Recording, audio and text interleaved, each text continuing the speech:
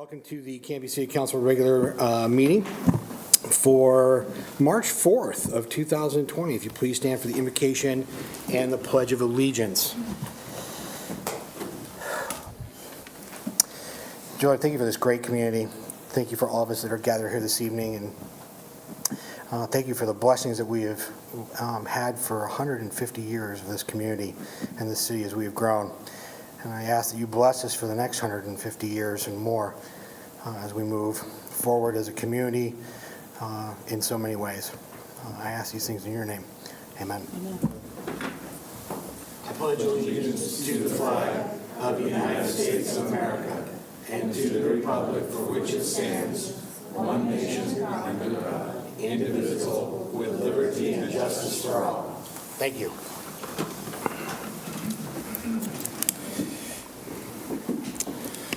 I believe we have a presentation from the Oregon Trail Pitch Pipers. Are they here to? I think it's an informational piece. Oh. I don't know if we have a presentation.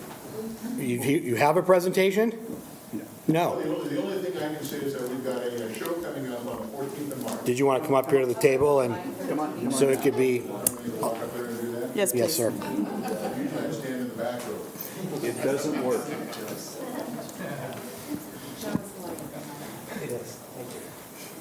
But we have a show coming up on the 14th of March at 3 o'clock at the Fine Arts Center. This year, we are presenting Songs of America, which will include, we've actually set the Pledge of Allegiance to music and a couple of other things. So, we've been around since 1965 or 66. So this is 50 plus. So we invite everybody to come to the show. You can buy your tickets online, or you can buy them at the door. We do accept credit and debit cards. So that's where we are. All right. Hope to see you guys at the show. All of you. Thank you, There's sir. still good seats available. Thanks, Doug. Perfect. Thank you. Next on the agenda is a presentation about our 150th celebration. I believe it's Jamie who's going to kick this all off. So if you can take the top shirt and pass it down, it is in order.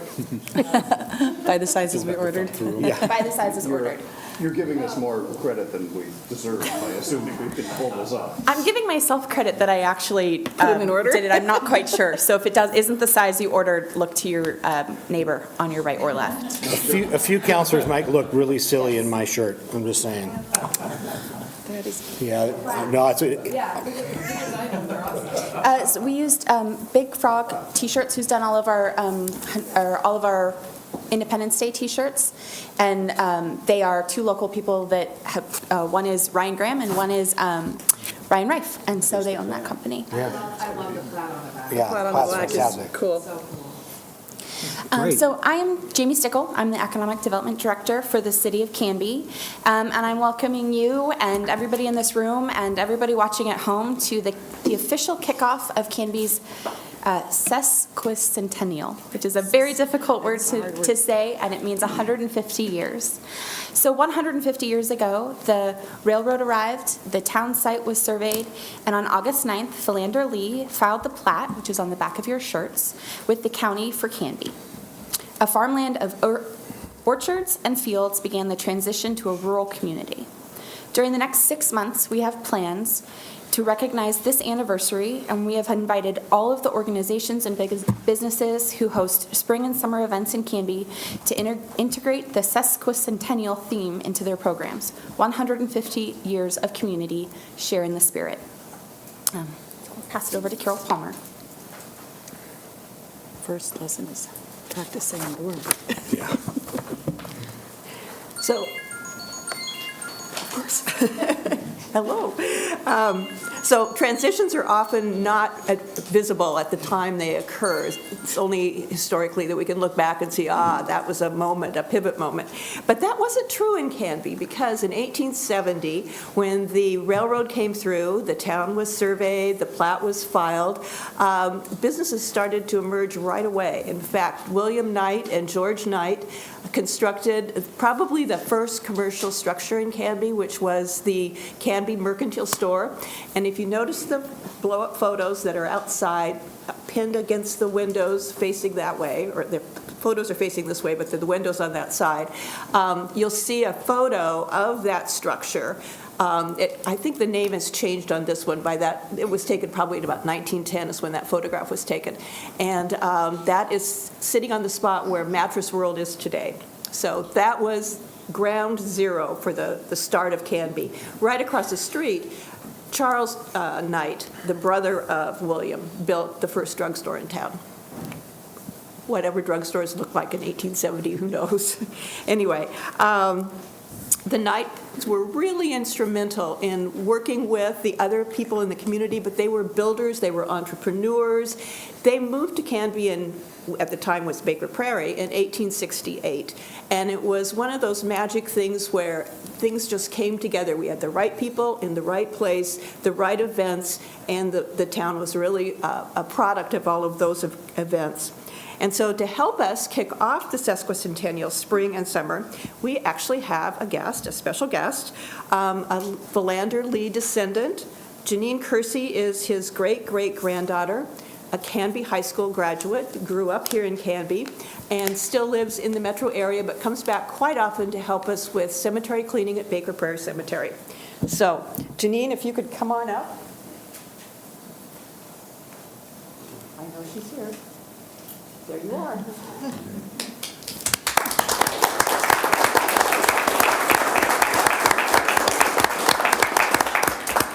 Well, Janine, welcome back to Canby, and thank you for helping us recognize our 150th anniversary of our community and our city. It means a lot to have someone from the Lee family here to represent them and be here tonight.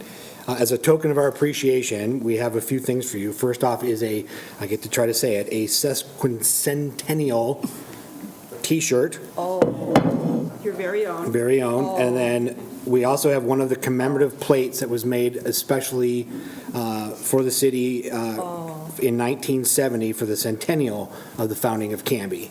So I think there's something on the back there. Read the back. Oh, I get to read the back and not drop the plate. Don't drop the plate. Named for Major General Edward R.S. Canby of Civil War fame, the city of Canby, Oregon dates from August 9th, 1870. Incorporation was February 15th, 1893. Need for the city on Baker Prairie came with building of Ben Holliday's Oregon and California Railroad. Major share of the Willamette Valley City's original town site is on 1848 settler Philander Lee's claim.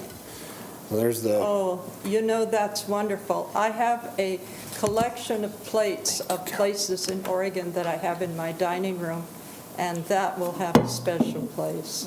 Excellent. Thank you very much. That is very Thank nice you. to hear. I'm glad you're going to enjoy it.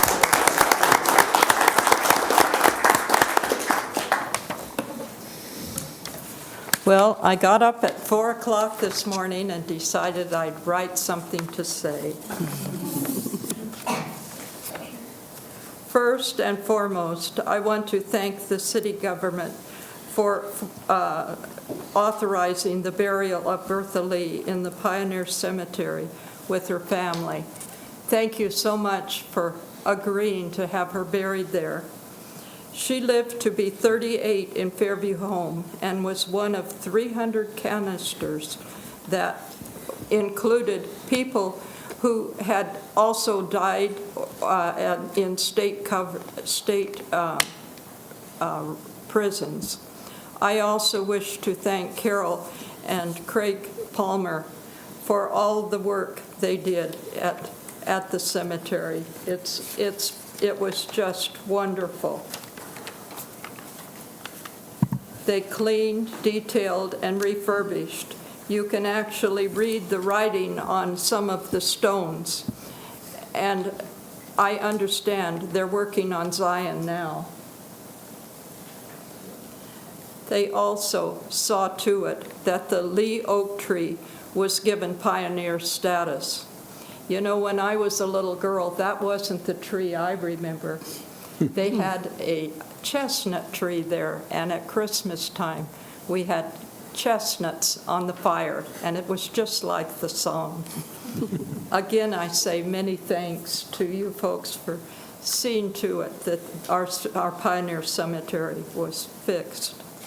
What you may not know, the last burial in the cemetery was Bertha's older brother, MJ, in 1950. And a letter that accompanied her ashes told of MJ trying to get permission to have her live a life outside of Fairview and didn't think she could. I digress. While spending my first 19 years in Canby, I remember the wide streets you could diagonally park while going to Canby Big Store for groceries, or Dr. Konoski or Dinsmore. Philander and his sons wanted the street wide enough to turn his team of horses around. I also remember the old grade school being used and the new one built. I also remember driving by the high school, which you can't do anymore. I remember the old city hall that also included a library with cousin Ora Catley in charge. The firehouse was in front. I remember the old sign that said Canby, 2,100 population. I graduated from Canby High in 1958. Would you believe all of us are entering 80 this year, and we still meet at the Lutheran Church the first Thursday of the month, which will be tomorrow. I can hardly wait to tell them of tonight. I also digress. I appreciate the middle school name Philander Lee has a real ring to it. He donated his land for the railroad, city hall, and fire station. His son Heman was Canby's first mayor.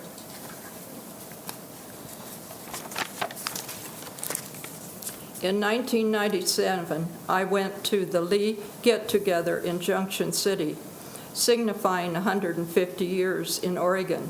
Philander, the oldest, was from Canby. Philemon was from Forest Grove. And what you might not know is that there is a college there that has his name on the front of it. He donated land for the college there. Philester was a doctor in Junction City. The only surviving girl was Mrs. Philindy Terwilliger, who had Portland's West Hills, and he had a livery stable on First Street.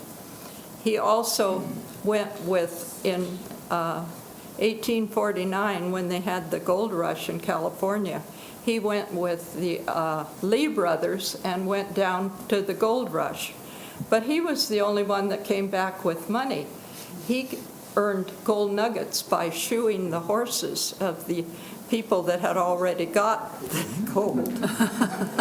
And he had a livery stable down on First Avenue in Portland, and it was rained out. But he married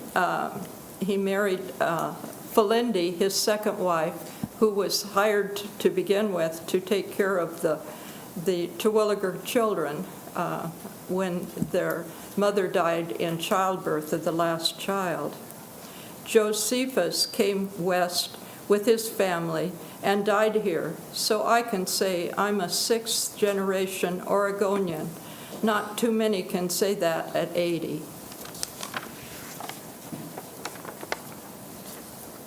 When I was a baby, they gave me the 3/4 iron bed that was in the Lee house. My daughter also had the bed, painted gold and silver. When she had her new house built, she wanted the bed and the old trunk that my grandmother, Epsie Lee Shields, had on her honeymoon that went through the San Francisco earthquake. The Lee's first night in Oregon in 1847 was on Sophie's Island, where all the kids were sick with the measles. Now Kay's house overlooks the island with the Lee bed and trunk included. How ironic. Thank you. Thank you so much.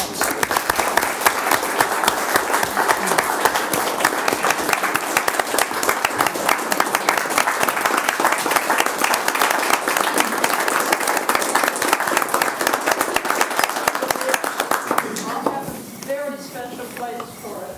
Excellent.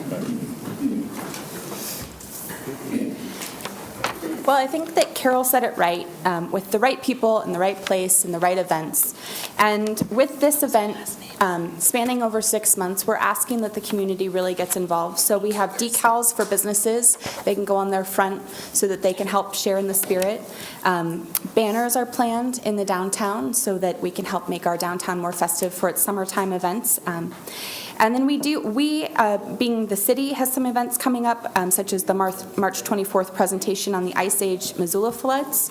But then also, we encourage any of the events that happen over the course of the summer to share in the spirit, use the logo. They can reach out to myself or Calvin if they need some help or some ideas on how to incorporate that into their businesses, events.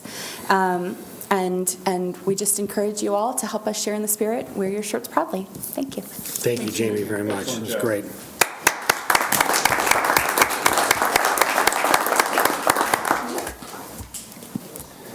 Very exciting time for sure. Communications. Ms. Zeiber. I do have something. Wonderful. Maybe not as exciting as 150 years, but want to let you know that Clackamas County has been authorized to give the city some money to take over the county roads that are in the city limits. And asking you if you want us to, if there's a consensus for us to go forward and kind of look into this a little bit more. What they've authorized is money over a 2-year period in fiscal year 2021 and 21-22. And they calculated an amount based on a 2-inch overlay on these roads and also ADA improvements. Any other improvements, sidewalks, curbs, et cetera, would be up to the city. But if it's something that we want to look into, then if you give us by consensus to go forward, we'll go ahead and go forward, and we'll work with our engineers and kind of look at what those costs are, and then look into an agreement, IGA, with the county. Again, a long-time project that we've been trying to get accomplished, and it sounds like we're at a spot where we might be able to get these under our umbrella like we've been trying to do with hopefully some funds to, I know it won't complete those roads by any stretch of the imagination, I think. I mean, Jerry gave us a little bit, our public works lead, Jerry Nelzine, gave us a presentation at our last meeting about the roads and things and setting some priorities around that, and this was a major one to try to take on without any funding. Now there's at least some. Do we know an approximate amount yet, or is that still to be worked out? It's up to $700,000 a year for 2 years. So $700,000 per year? Yes. Okay. I'd like to have the conversation, Mr. Mayor. Sure, I'd get and learn more and have a conversation about this. It's been a long time coming for us, so I think we should at least see what that could look like and if it'll work. Yeah, and I agree too. I think when we hear people talk about the bad roads, we know exactly which roads they're talking about, and they're the roads that we don't have any say over. And so I think, I imagine this is probably the best offer we're probably going to get. So I think that's a great time to have that conversation. I would really love for us to be able to get those roads back up to speed and into a good condition for our citizens. Okay. Any other comments or thoughts? I'm seeing head nods. No, I agree. Let's It's been keep a talking. conversation the whole time I've been on council. Yeah, see what Preceded we- me, so, yeah. Yeah, see what more we can get in terms of conversation Okay. and see how quickly we can get that. That's Okay, and I'll talk with Reasonable. Jerry also about our staff's capacity in the next couple of years with our road projects that we already have, and which ones will need a little bit more work and what that cost difference would look like. And then we'll bring that all back. Thank you. great. Is that all that you had for us tonight? Just 2 quick updates, Quiet Zone and the Arch. Looks like those bid packages will go out at the end of this month, so they're moving forward. That's it. Thank you. Thanks, Amanda. Great. First opportunity this evening for citizen input and community announcements. So this is an opportunity for audience members to address the city council on items not on the agenda. Each person will be given 3 minutes to speak. Please fill out one of these great little yellow comment cards and bring it to Melissa at the end of the dais there. And you'll get an opportunity to address the council.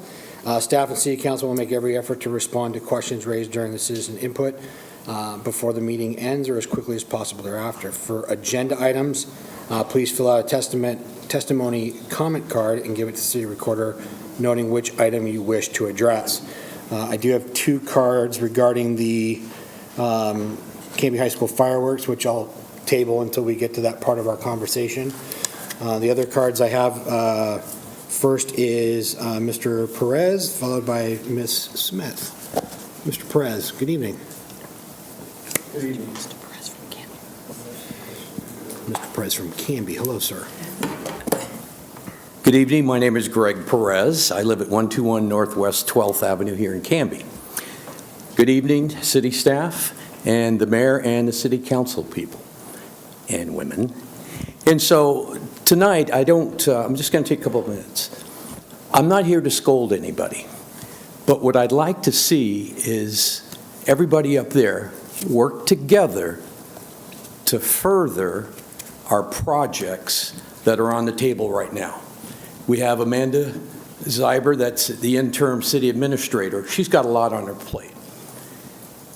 I think it's very important that each and every one of you do some homework, if you have to find out where we're at and where we need to go. I strongly support Amanda Zyber because I know she knows what she's doing. I know with the support of the city attorney, Joe, will guide her along the way also. But we have the industrial park, which is a big piece of what's going on right now and some issues. And I know that you can all come together and iron them out and move things and make them go forward. Yes, there are some hiccups along the way. We need to fix that. But we can't string this out over and over again. This has got to be done in a expeditious way. But nail every head with the hammer. Make sure it's locked and cocked and you know exactly what we are all doing to move forward as a city. This is for the community. This is not me. This is for everybody. And one of these days, that industrial park is going to pay back. 15 years from now, Greg? It's already paying back. Yeah, it's paying back, but it's going to be in our best interest to keep this going. Like I said, we have some hiccups. We need to fix those. We need to move forward as a team. It's got to be a team effort. It's not me, I. And I'd really like to see each and every one of you guys work together because I know you can do it. You're all intelligent. Thank you very much. Thanks, Greg. Appreciate it. Miss Kathy Ray Smith.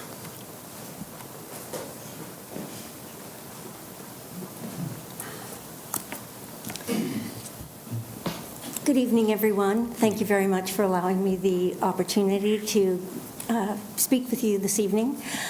I am the president of Canby Area Beautification, and in conjunction with the city, we're putting on an event on Arbor Day, which is Friday, April the 24th. At 2 p.m., we're going to do a ceremonial tree planting in honor of Canby's 150th year. We'd like to invite each and every one of you to come. Everyone in our community is welcome. Our Honorable Mayor is going to be there. Our Congressman Schrader will be there. Our County Commissioner Schrader will be there. Our Fire Chief is going to lead the Pledge of Allegiance. We're going to have Clackamas County Sheriff's Posse, which will be mounted on horseback, providing the color guard, and they will be coming on site, most likely from the fairgrounds in a procession. So I think it's going to be something that will be really special, and we're going to be planting, I believe it's settled now that we'll be planting a magnolia tree, and the location is going to be up 2nd Street between the Dahlia Building and the historic former City Hall building. And there's going to be a green space, a gathering space that's going to be created there. And this, I believe, is going to be the inaugural planting, but also to commemorate, and I will try this word, sesquicentennial as well. And I think it's going to be a lot of fun, and we would love to have all of you attend, and certainly all of our community. So I just wanted to say thank you all for doing a great job, being a great part of Canby, and we look forward to seeing you there. Thank you very much. Thanks, Kathy. I appreciate it. Next, I have Sarah Rodriguez, followed by Amir Stanley.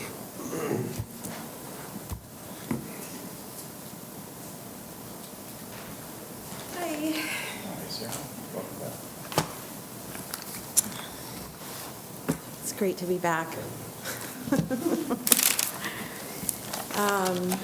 Thank you for having me here, counselors and Mayor Hodson. Tonight, I'm going to talk about inclusion. Mr. Mayor, that's what this is all about. International Transgender Day of Visibility. Paul asking for help from the trauma-inducing fireworks. Queer youth suffering silently, being bullied at school with nowhere to turn.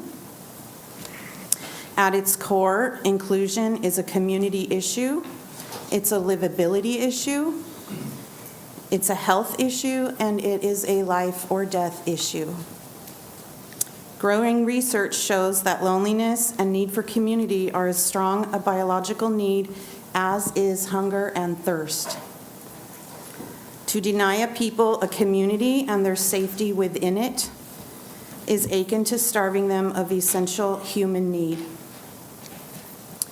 We have asked for inclusion of our trans siblings as valuable members of our community by requesting the International Transgender Day of Visibility. Paul has asked for inclusion by seeking help to ensure safety in his home, free from harmful noise that impacts his ability to live a peaceful life. The queer youth in Canby are asking, who cares for us? They need to be included in the Suicide Prevention Task Force's outreach. As a whole, this council has neglected to acknowledge some of its most vulnerable citizens and how they may suffer from this exclusion. You have contributed to their marginalization. This is a denial of their safety and basic needs. I hope you all hear their cries for help. Councillor Spoon, Councillor Parker have expressed their complete support for these requests. Thank you from the bottom of our hearts. Thank you. Councillor Hensley has offered to talk over coffee to find out how they may reach the queer youth in Canby and help prevent suicide.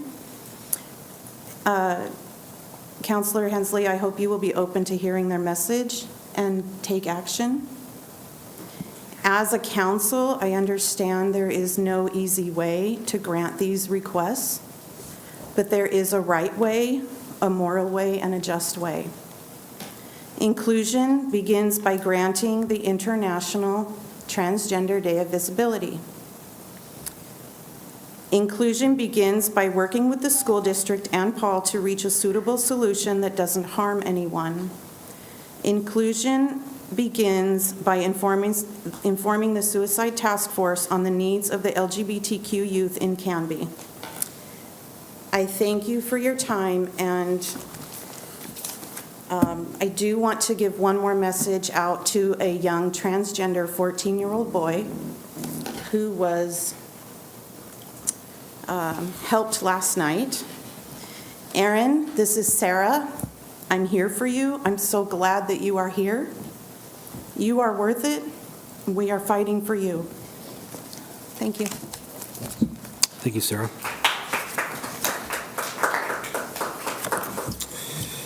Ms. Stanley, and then Jordan Tibbles. Hi, everybody. Good evening, I'm Amira.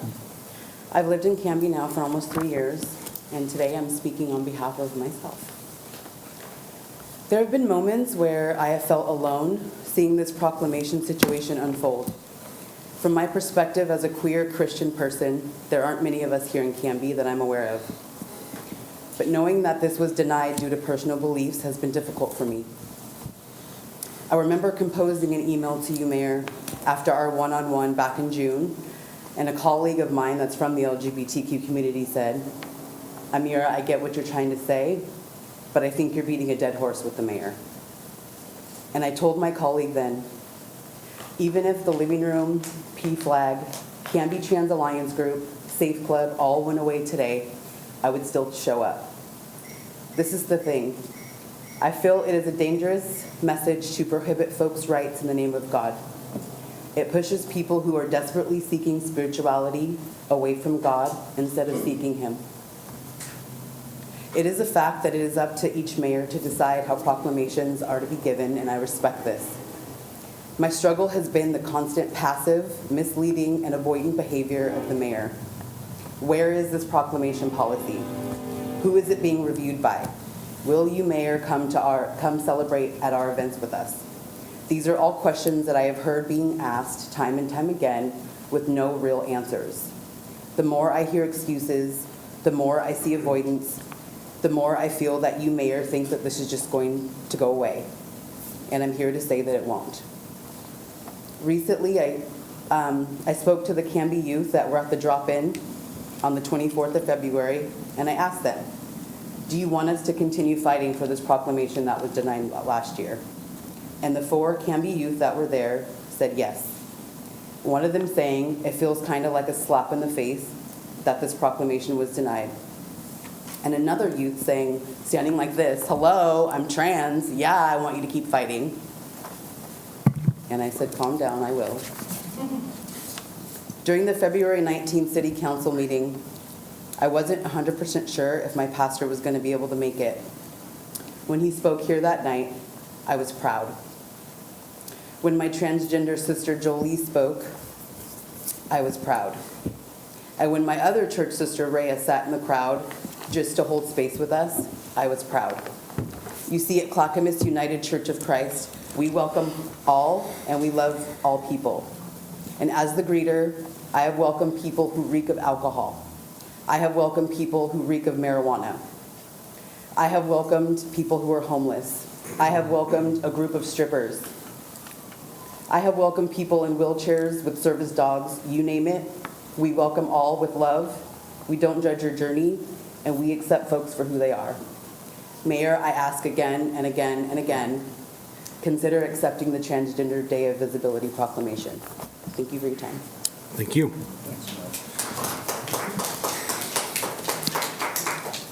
Jordan Tibbles, and then Minnie Monacuco. Good evening. My name is Jordan Tibbles. I've been a resident of Canby for 3 years. After streaming a few of these previous council meetings, I was compelled to come forward. I want to start by thanking the council and our mayor for remaining steadfast in their decision to support all groups of our citizens and not create deeper divide by highlighting one group above any other. Despite the attacks and criticism you received, you have my family's support, and I really appreciate it. I found it disheartening to hear all the individuals doubting the authenticity of fellow citizen Christians' beliefs by their unwillingness to recognize Transgender Visibility Day. I believe if I judged the authenticity of my fellow citizens' beliefs on the other side of this issue, I would be labeled as a bigot and transphobic. Listening to the speakers who oppose the Transgender Visibility Day, I noticed very few even mentioned their Christian faith, and yet comments made from the supporting side were directly targeted at Christians. So naturally, I started to dig into why. And what I found was some of the organizations which individuals have come as a representative of explicitly advocate against Christian beliefs and organizations. If anyone's watching at home or in this hall wishes to find more information, I would refer you to PFLAG's website and their extensive list of Christian organizations such as Focus on the Family is declared as an anti-equality organization, as well as spearheading an effort called Stopping the Blitz, quote, a coordinated response to Christian nationalism. I also think it's a fair question to the council members who have involved these organizations if they were aware of these declarations. The explanation PFLAG provides for labeling these organizations as anti-equality are, let's call it misleading at the least. As a Christian, I am called to love my neighbor as myself. I am not called to judge others. I believe we will all stand before the Lord one day and account for how we spend our time on this earth. I recognize not everyone in our community shares my beliefs, and I respect their right to believe what they feel is right. As a veteran of the Marine Corps, that is one of the many reasons I serve this great country. But I would also expect the same respect to be reciprocated to people of faith. Instead, what I see is a visceral attack on individuals for having a biblical worldview and standing firm that the Word of God is above any cultural norms we've adopted as a society.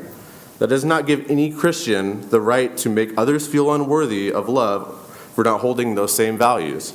However, I believe not allowing a specific day in recognition is not denying love to anyone. If the objective of the proclamation is unity and equality, I believe it achieves the opposite in tribalism and division. We should be highlighting what brings us together and not what separates us. By that, I am also saying that how you identify, who you are attracted to, what pronouns you prefer, are not the truest things about you. You are valuable, you are worthy, and you are appreciated because of who you are. Your sexuality and your gender are a very small part of who God made you to be. My counterproposal, if a proclamation must be made, is a Canby Unity Day, where all citizens are seen and celebrate being free American citizens of Canby. Thank you for your time. Thank you, sir. Appreciate it.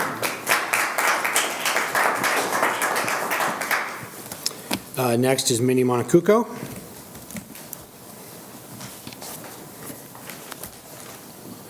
Evening, Mindy.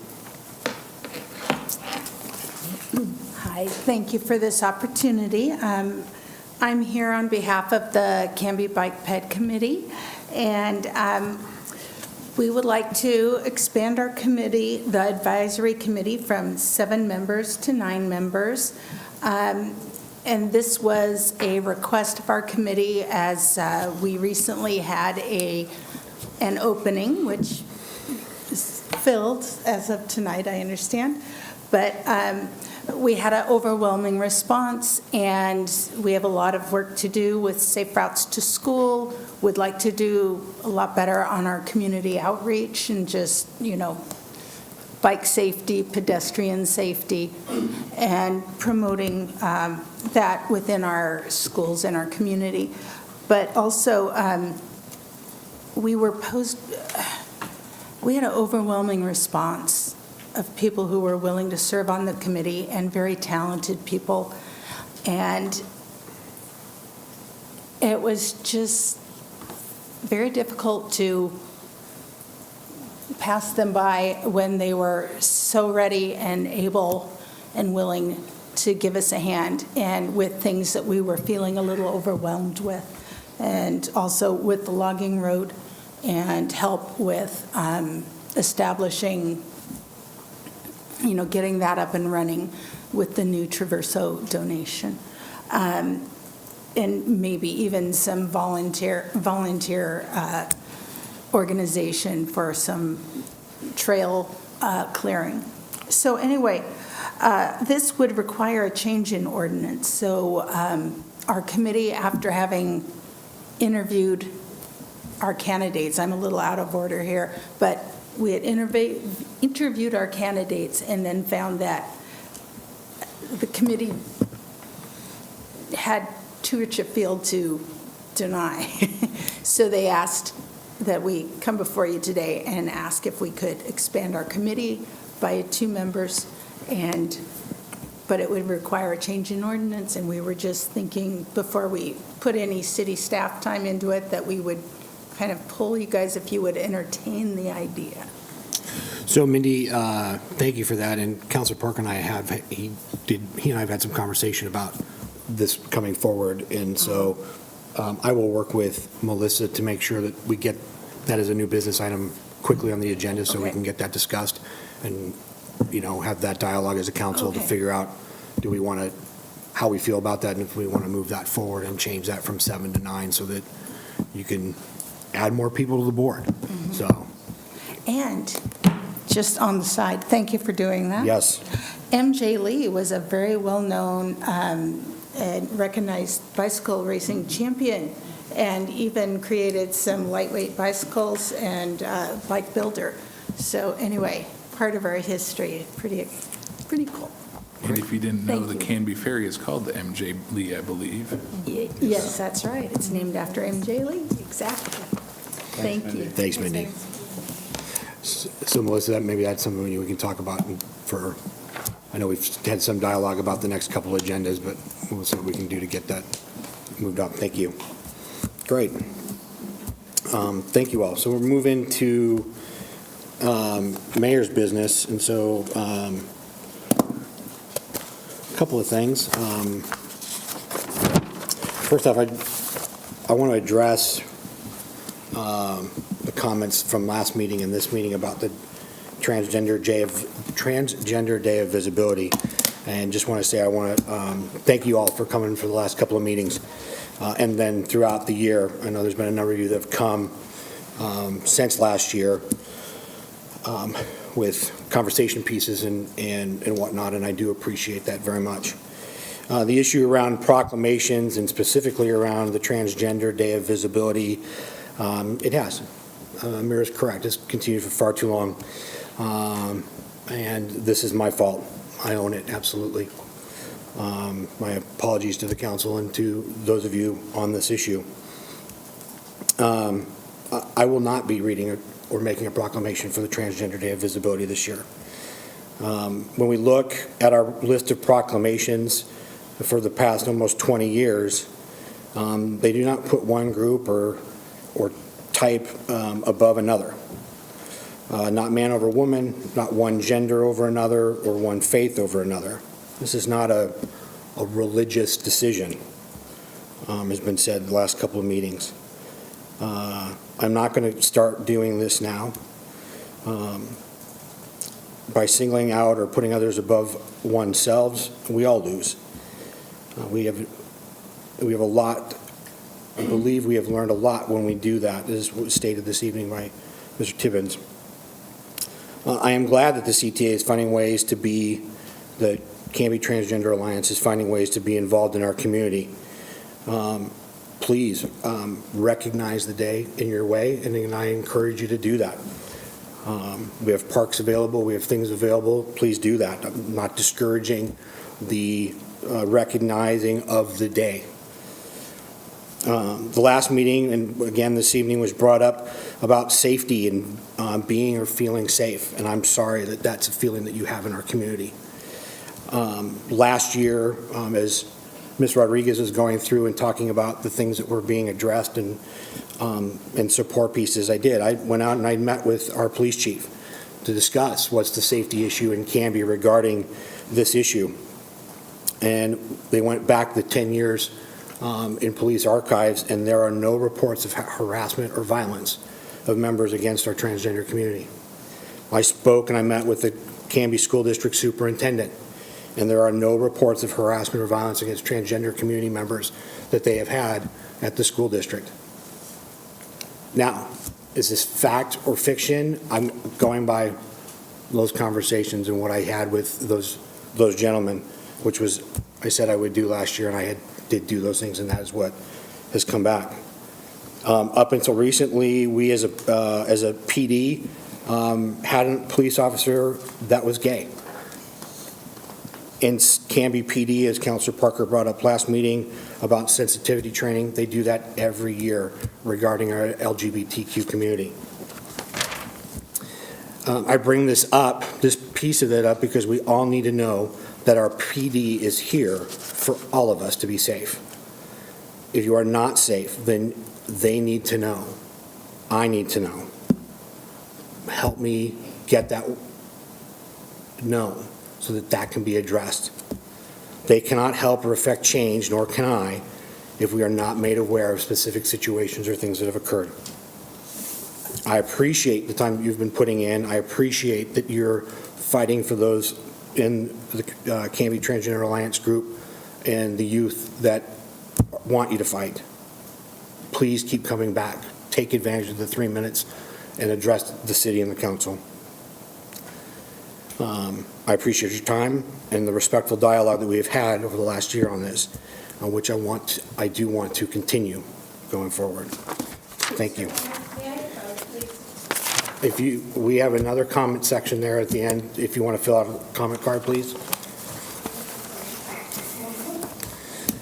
Continued other pieces, Clackamas County Coordinating Committee meeting is tomorrow. The Region 1 Area Commission on Transportation, I will cover off next month. And I do want to address the issue regarding coronavirus or the COVID-19 that's going on.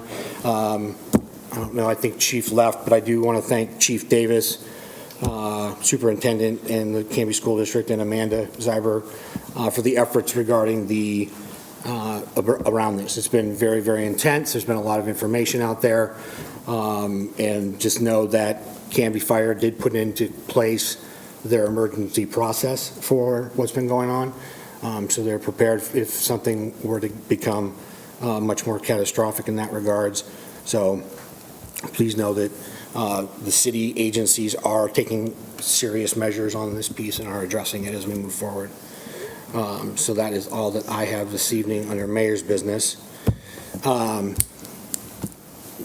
So those of you that just grabbed yellow cards, if you want to take a moment and readdress, that's fine.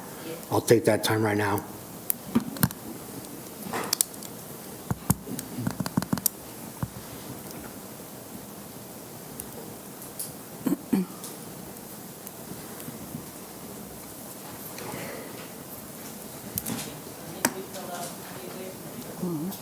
Yeah.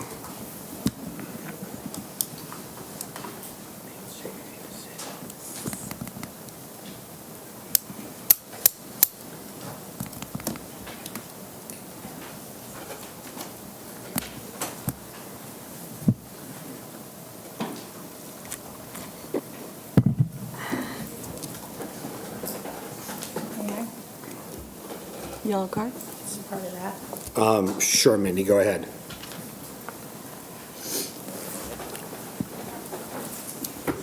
I'm a lifelong Canby citizen. I am a Christian.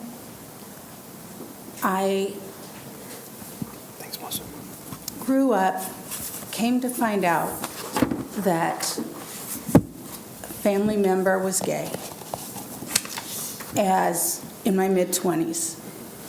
And what I didn't know was that when he was 10 years old, there was a hate crime here, a homicide of a gay man in Canby. We are celebrating our sesquicentennial. We are better than we were. My 10-year-old family member saw that he could be killed just for being who he was in his own hometown.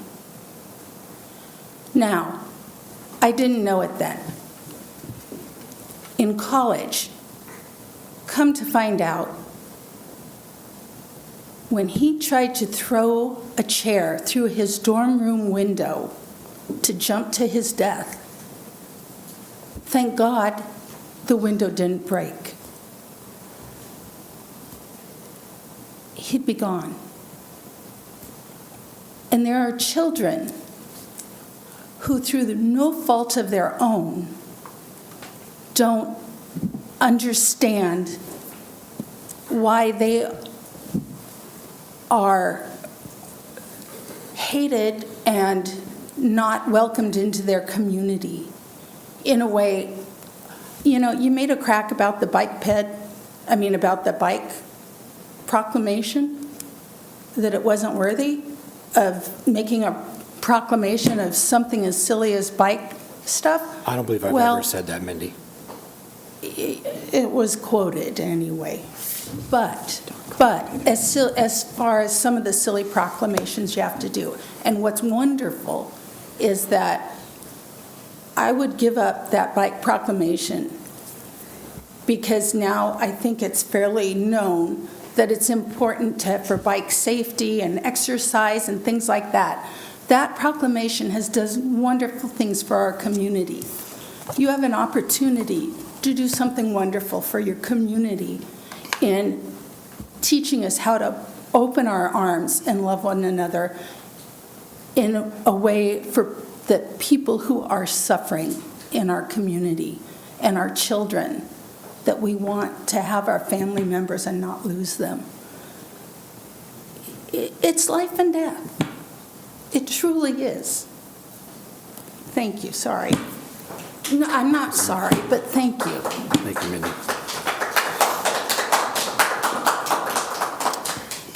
Christy Smith?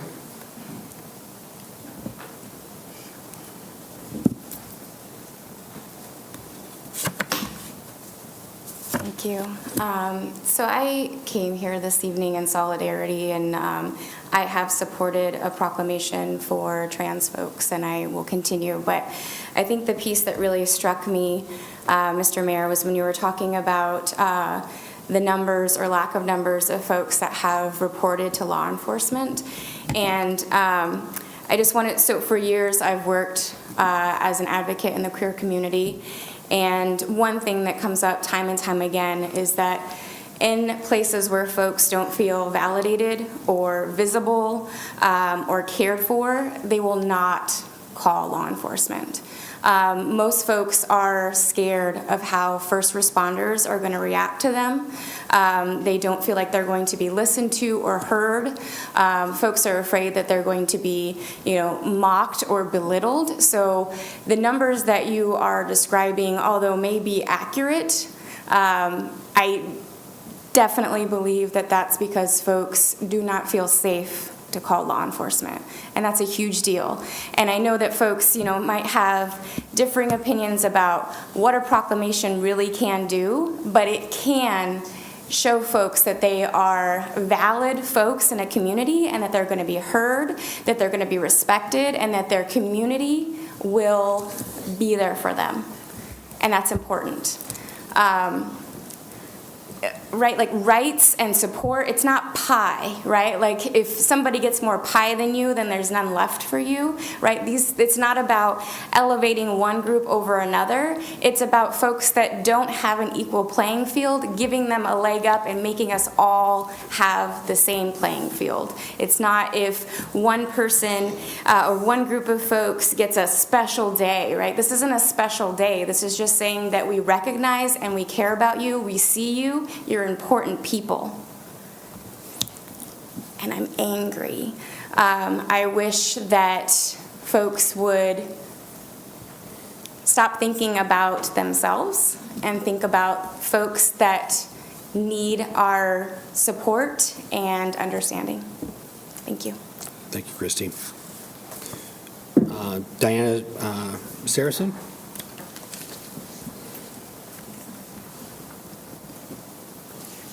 So you might not be able to tell by looking at me, but I am an ordained minister. And frankly, the thought of it being asking for a day of visibility is against Christians isn't the case. But that's not my point today. My point, Mr. Mayor, is that you've had it brought up to you multiple times about facts that were hate crimes done to members of this community that are not being tracked by the PD. And you're right.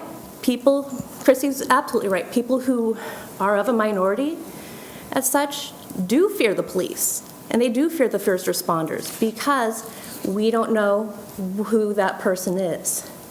That serve and protect is to protect the peace, not necessarily to protect the individual.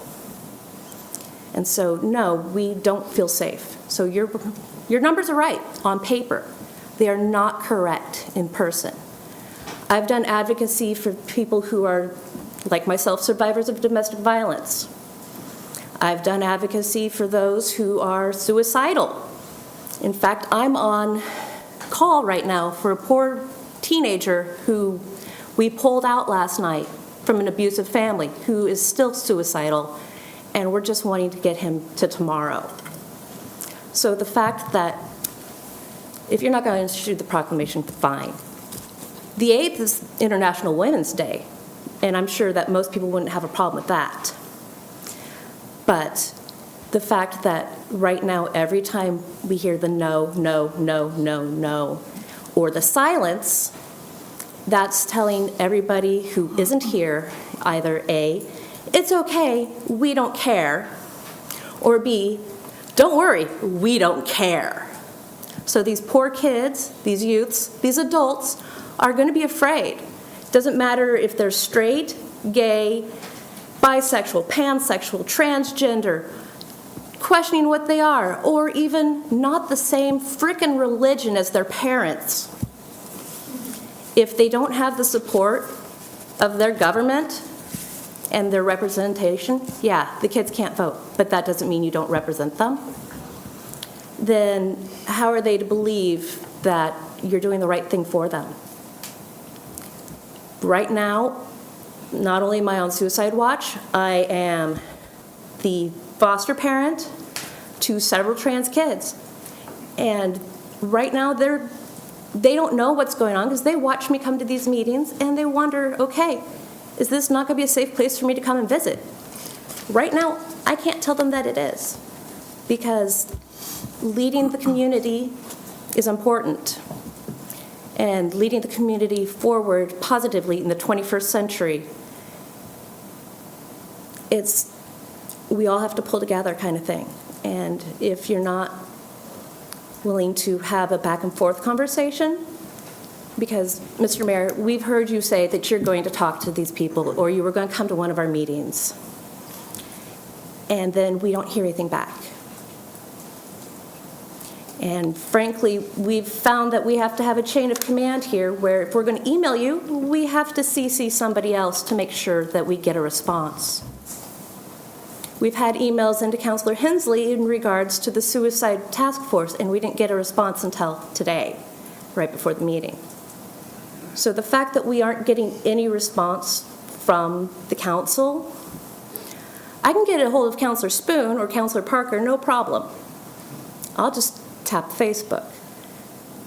But if I try and email people who I don't have face-to-face working relation with, the waiting 2 weeks and then being brushed under the rug is unacceptable. And I would really like to hear your honest reason for these. Honest reasons for what exactly? For why everybody keeps getting pushed off, why we don't get an answer. We'll email you and then we don't hear anything and then we keep following up, which is why we've started coming to these meetings every week. Because at this point, it's an accountability thing. You're right, it is. It absolutely is an accountability thing. And I appreciate you being here tonight. Thank you very much.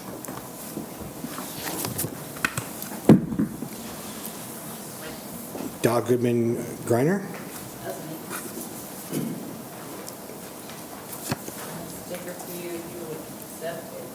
Yes, I'll accept it.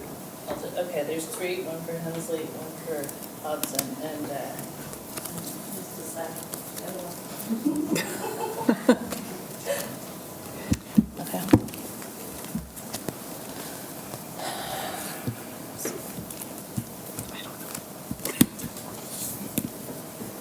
Has my contact information on it, and it's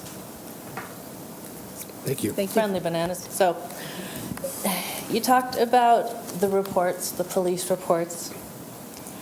They're underreported. If you wanted to meet and talk in private about why people don't come to the police when they've been assaulted, when they've been harassed, I would be happy to share that with any one of you if you want an understanding of why that happens, because it becomes as traumatic to do the investigation afterwards sometimes as the event that occurred. I could share personal experiences if you care to hear them. It's not appropriate to bring it up here. And I'm not here to get in your face, and I'm not here to stamp my foot and yell at you. I procrastinate and I put off unpleasant things, and I think that it's been unpleasant to deal with this. I think if I were in your position, I would probably be putting that at the bottom of the stack, like a bill I don't want to look at. And I just want to acknowledge that. And that's there. I represent a gender alliance. I represent the disability community. I represent the trans community. I represent concerned parents. And I represent a potential bridge between people that don't understand and people that want to be understood. There's a problem that seems to be never ending, but I don't think it needs to be that way. I don't think that I can convert people who don't agree with, don't approve, don't condone. I'm not here to do that. But we all recognize that there's a problem. We all recognize there are people who are suffering. And I believe that conversations can take place where people who need help can get the help that they need. And if we respect one another enough to sit in the same room and take a few breaths, I would like to have those conversations. You keep saying that it's going to happen, but it hasn't happened. But I haven't offered. And I want to put it out there and give you a sticker. Because I can. People need to hear us. People need to keep hearing us say that we care. People need to hear us keep saying that we are weird and we're working hard and that we aren't going to go away, because they don't have the courage to stand up and do it themselves. I don't have to like everybody. I do respect people that I disagree with. That happens. I have friends that I don't agree with at all. I have friends on the complete opposite side of the political whatever. That's okay. I don't understand where this vitriol, like this, how it became so entrenched. And I wish that we could talk here, because I feel like we've tried to talk other places. We've invited you, and my feelings aren't hurt, because I'm not like that. If I was a different kind of person, my feelings might be hurt that you don't come to our meetings when we invite you. But why can't it happen?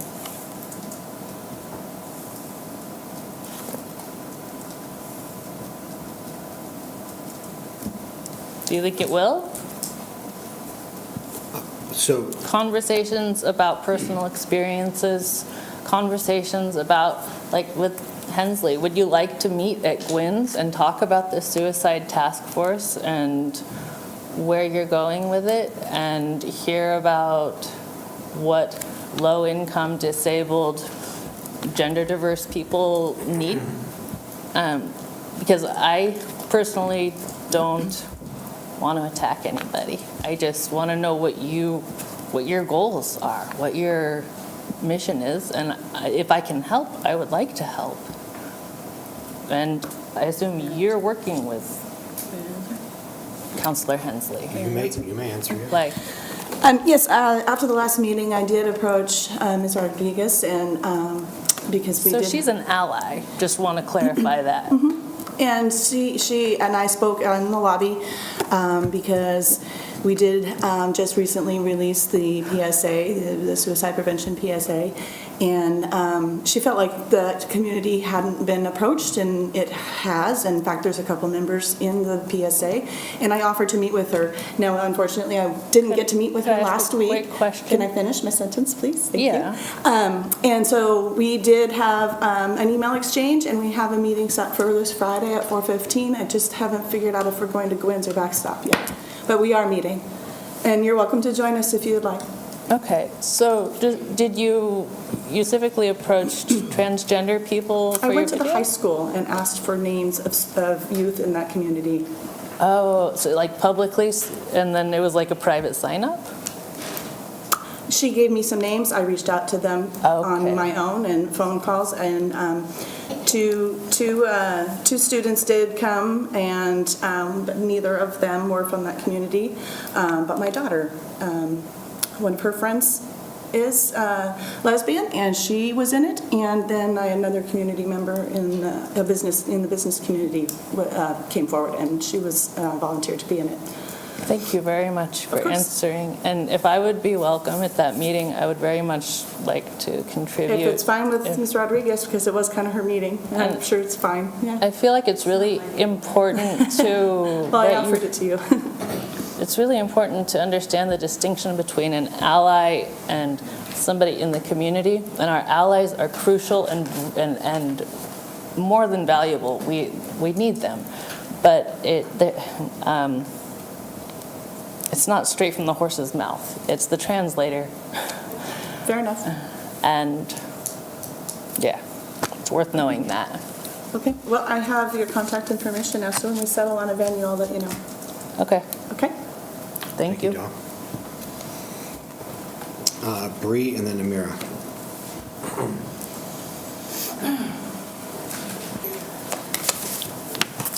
Evening, Bree. Good evening.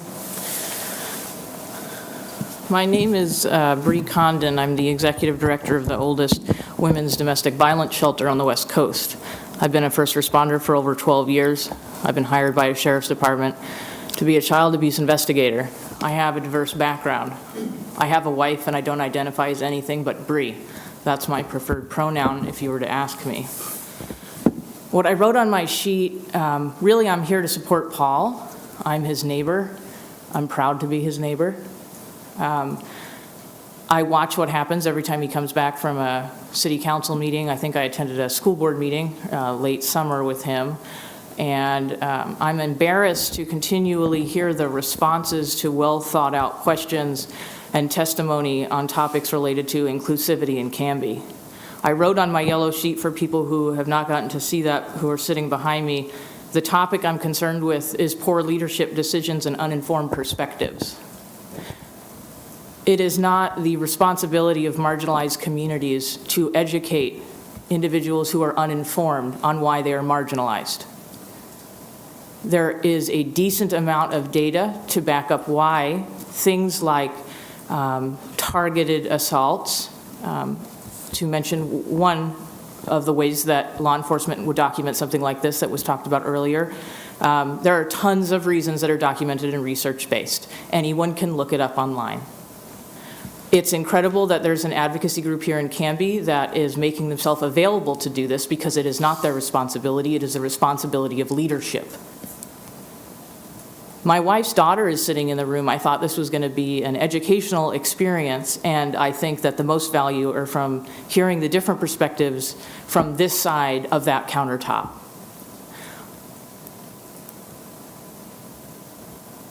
I am disgusted by the amount of leadership and dysfunction that happens in day-to-day society. I am angry by the way people go about spoiling their opportunities to lead communities. I'm a state champion.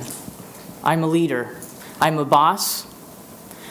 I would be embarrassed if my funders, if my board, if my staff, who look up to me for direction every single day, knew that I was sitting in this meeting and hearing these responses, and I would be very embarrassed if I was not sitting here to speak up against it.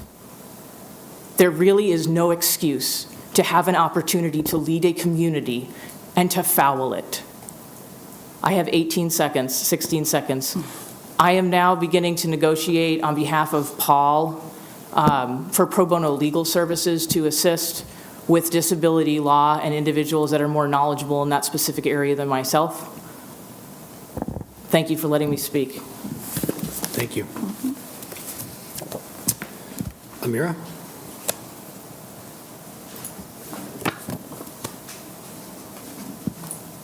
So I was going to leave after I spoke originally because I had somewhere to be, and then I got wind that you spoke, and so I came back on the last tell of it, and I heard you talking about the police officers and the, I don't recall any of us ever speaking on what the police officers in this town have done for us.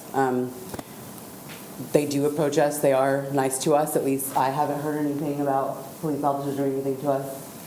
I've reported an arrest, and they handle it really well, and that's the ACLU and they approved of that. So, again, part of my struggle with you has been, and again, I will say again on record, I genuinely think you're a nice guy. And when I shake your hand and smile, it is genuine. But this is the type of thing that is frustrating when you're being asked direct questions or you're pulling up all these facts when you have me, and I have been nothing but respectful to you. Absolutely. You have all of us to tell you what's been going on, and you pull these kind of facts like you did something amazing, and I'm disappointed in that. And even last time I was here, I was joking with them saying, and I know you and I are pretty close to the same age, I felt like I felt like my mom. I was very disappointed last time, and I'm rooting for you, and you have all these abilities. I've come here and said, let's do a training. I'm asking for churches to be open. I've had pastors from churches here meet with me personally and say, I'm leaning on the fence. I don't know what to do. I kind of agree with you, but I kind of don't. Well, can we come meet and have a forum at your place? And people are afraid. There's so much stuff here that I could say that I won't go into, but please stop doing the sugarcoating thing because it's making you look bad as a leader. It's making all of you look bad. The only two that I've seen really speak up are Sarah and Greg.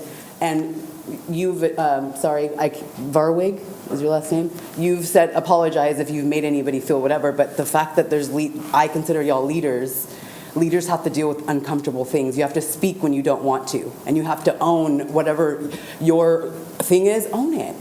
Just be real about it, and we can respect that. And it does hurt. It may not hurt Daw's feelings, it may not hurt my feeling necessarily, but it does hurt.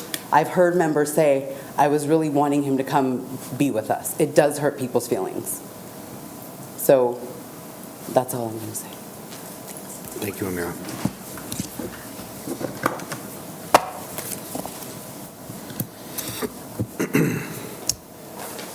We're going to move into councilor comments and liaison reports. Councilor Burton?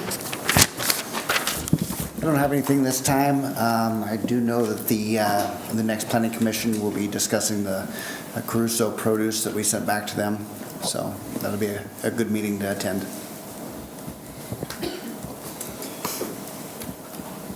Don't recommend attending it or watching it. Is that correct, Joe, on our behalf? If that's something that could end up back to us. I was talking about the citizens that are watching on TV at home. Thank you, sir. That would be a good one for them to watch. Yeah. Thank you, sir. Councilor Parker? Well, I was fortunate enough tonight to have two of my liaison groups, the Bike Committee and the Historic Landmark Committee, make their presentation. So that's been taken care of. I've got a new thing, and that's pulling ivy off of trees. I've joined the Friends of Canby Park group, and last weekend was out at Eco Park pulling ivy off of trees. And we're going to do it again. This time it's going to be a Saturday, this Saturday the 7th. At 1 p.m. And it's very well organized. They do it exactly for 1 hour. Although at the end of it, we had people who didn't want to leave the forest. And I know some of you already think I'm woo-woo, but when I got through pulling ivy off of the trees, and then you have a 2-foot perimeter around it, that I felt the trees saying thank you. That I feel better as a tree and I'm not having my energy pulled away. Yeah, you're So it's my new thing. It's kind of like power washing. You know, when you're done, you can say, I've done that, and walked away from these trees. So there were 25 people, and we worked on 200 trees. Excellent. Thank you, sir. Councilor Hensley? My liaison report will be next time because my meetings are coming up. So I forego tonight. Thank you. Council President Dale. For Canby Utility, normally tonight we would have brought you an appointment to fill a vacancy. Walt Daniels has retired from Canby Utility Board. We would have brought you an appointment for that in time for their next meeting. However, due to sickness, we still have another interview to do. So we'll disappoint Canby Utilities Board this month, but hopefully at the next meeting we'll have an appointment for you.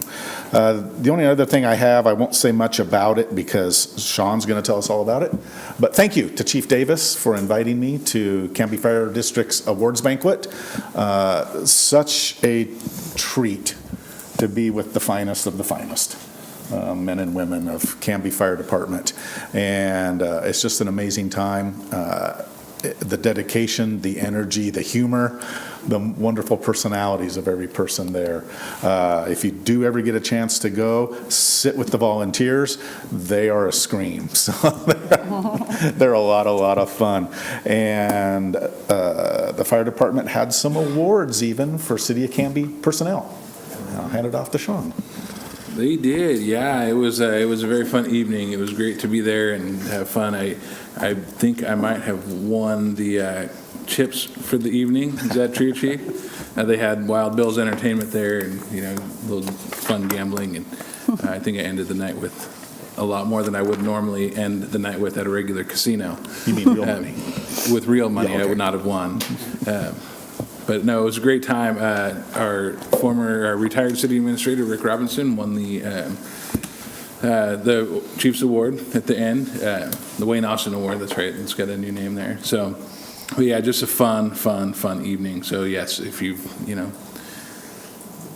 have a great fire department, and they were all very deserving of the awards that they got. So, congratulations to all of the award recipients. That's all that I have. Okay, thank you. Councilor Spoon. Yes, there are still opportunities to join the Transit Advisory Board for CAD. I think we have 2 openings still, though I didn't verify with Julie. I think we're reappointing 2 tonight, and there's 2 more open. So if you have any interest in that, please come apply. And then lots of exciting things are happening downtown, and the weather's getting better. So I've noticed a lot more people walking around downtown. The Dahlia Building put in a patio for Wayward, which is exciting, and I'm seeing some outdoor stuff go on. So look forward to a first Thursday, which is tomorrow, come downtown. And Wayward's also doing some new art inside every month, so I think they're going to start having little art openings from local artists. And that's all I have. All right. Thank you, Councilor. Moving to the consent agenda. Mr. Mayor, I move to approve the minutes of the February 19th, 2020 City Council work sessions and regular meeting, to approve the appointment to Bike and Pedestrian Committee and the reappointments to the Transit Advisory Committee, and approve a new limited on-presence OLCC liquor license for Coffee Doodle Doo. Second. Motion's been made by Council President Dale and seconded by Councilor Hensley to approve the consent agenda, which include the adoption of the minutes of the February 19th, 2020 City Council work sessions and regular meeting, approve the appointment to Bike and Ped Committee and the reappointments to the Transit Advisory Committee, and approve a new limited on-premise OLCC liquor license for Coffee Doodle Doo. All those in favor? Aye. Anyone opposed? That carries 6-0. Next on the agenda is a public hearing. Our public hearing is for a noise variance application for North Lake Physical Therapy Gator Grinder Triathlon. That's on May 9th and runs from 8 to noon. Before we get into that, I need to read this regarding our quasi-judicial process. The matter presently before the hearing body requires a public hearing. All interested persons in attendance shall be heard on the matter. If you wish to testify on this matter, please fill out a yellow public testimony card and give it to the city recorder. At the appropriate time, please step forward to the microphone, state your name and interest in the matter. Those people other than the applicant that are interested in testifying as either proponents or opponents, please indicate your desire to speak by raising your hand at this time. Okay? For longer presentations, proponents and opponents may buy time from one another. In so doing, those either in favor or opposed may allocate their time to a spokesperson who will represent the entire group. You may be limited by time for your presentation. The applicant will have a total of 5 minutes to speak. The proponents will be allowed 3 minutes each, and the opponents will be allowed 3 minutes each. The applicant will then have 2 minutes for rebuttal. All questions must be directed through the mayor. Any evidence to be considered must be submitted to the hearing body for public access. All written testimony received both for and against shall be summarized by staff and presented briefly to the hearing body during staff report. Testimony and evidence must be directed toward the the applicable review criteria contained in the staff report. Conflicts of interest. At this time, would ask any member of the hearing body who has a conflict of interest, please indicate the nature and extent of the conflict and whether you intend to participate in or abstain from hearing the present matter. Councilor Berge? No conflict and willing to participate. Thank you. Councilor Parker? Same. Councilor Hensley? No conflict, will participate. Thank you. Council President Gale? No conflict, will participate. Councilor Varvig? My daughter is part of the Canby Gators Swim Club. I do not believe she is participating in this, so I will participate. Thank you, sir. Councilor Spoon? I don't have a conflict of interest, but I will disclose that I'm within the noticed boundary of the noise variant, so I received a notice that I could be personally impacted by the noise. I will participate, though. Great, thank you. I also have no conflict and will participate. Ex parte contact, also if any member of the hearing body has had any ex parte contact with anyone prior to this hearing, including a visit to the site, please declare the nature and extent of such contact at this time. Councilor Berge? None. Councilor Parker? None. Councilor Hensley? None. Council President Dowd? No ex parte contact. I do live within close proximity to the site and also noticed. Thank you. Councilor Varg? No ex parte contact, however, I'm at the swimming center several times a day, several times per week. Days and week, perfect. Councilor Spoon? No ex parte contact, but I could not leave my neighborhood without being basically on site, so I'm on site very often. I also drive past that location several times a day, but I will participate going forward. Does any member of the audience have any questions for any councilor or the mayor regarding ex parte contact or conflicts of interest? Okay. The public hearing will be conducted as follows. There'll be a staff report, questions, if any, by the hearing body or staff. I will then open the public hearing for testimony. The applicant, not more than 5 minutes. Proponents and opponents, not more than 2 minutes. And then the rebuttal from the applicant, if any, not more than 3 minutes. I will then close the public hearing. Any further questions by the hearing body? Discussion then by the hearing body. A decision shall be made by the hearing body at the close of the hearing, or the matter will be continued to a date certain in the future. This will be the only notice of that date you will receive. Does anyone have any questions about the procedures of the hearing? No? All right. We will get a staff report then. Mayor and Council, we received a request from Canby Gators Swim Club for a noise variance on May 9th from 8 a.m. till 12 p.m. The variance is being requested for the North Lake Physical Therapy Gator Grinder Triathlon on May 3rd. And noise variances have previously been requested for this event for the last several years. We had any complaints last year from the event. So we followed Canby Municipal Code and noticed everyone within 600 feet. We're only required by the code to do 200, but the applicant provided us with addresses for 600 feet, so we went ahead and noticed. And we also posted in the Canby Herald and around town. So the municipal code allows the council to approve a variance after certain criteria, which would apply to the facts of the requested variance are considered by the council. In granting the variance, the council shall consider the protection of health, safety, and welfare of citizens, as well as the feasibility and cost of the noise abatement, the surrounding type of existing land uses, the acoustical nature of the sound emitted, and whether a variance from the provision would produce a benefit to the public. So after you've reviewed the evidence submitted by the applicant, which is in your packet, and hearing any testimony from the public, the council can choose to allow the variances requested, and a motion is appropriate for that. Great. Thank you, Melissa. Any questions for Melissa? No? No, I think we've hit this each year, haven't we? We have indeed. Then I will open up the public hearing if the applicant wants to come up and address the council. Most of you know me by now from this, I think 12 or 13 years we've been doing this, and appreciate every year. I think it's a good thing for the community, it's for the youth, it's a fundraiser, it's all volunteer-based, that you'll be working at it, I'm sure. All the parents work at it, and my business sponsors it, and we help out. So there's really no profitability for it besides just for the community. So we appreciate it. So we've never had any complaints, so. Usually, so it's, again, in the packet, it's sound system for music and announcing and... Awards, things like that. Awards. Yeah, so there's a little bit of music in the background right around the pool area, but it's mostly for awards afterwards. Okay. Any questions? Councilor Parker? Just to confirm that, since, as the organizer, no complaints from adjacent neighbors? No, it's, the PA is set up in the parking lot there, and it's kind of just faced for the surrounding athletes, so it can't be on too loud because it would blow the athletes away. So, I mean, they're literally standing in front of the speakers, so.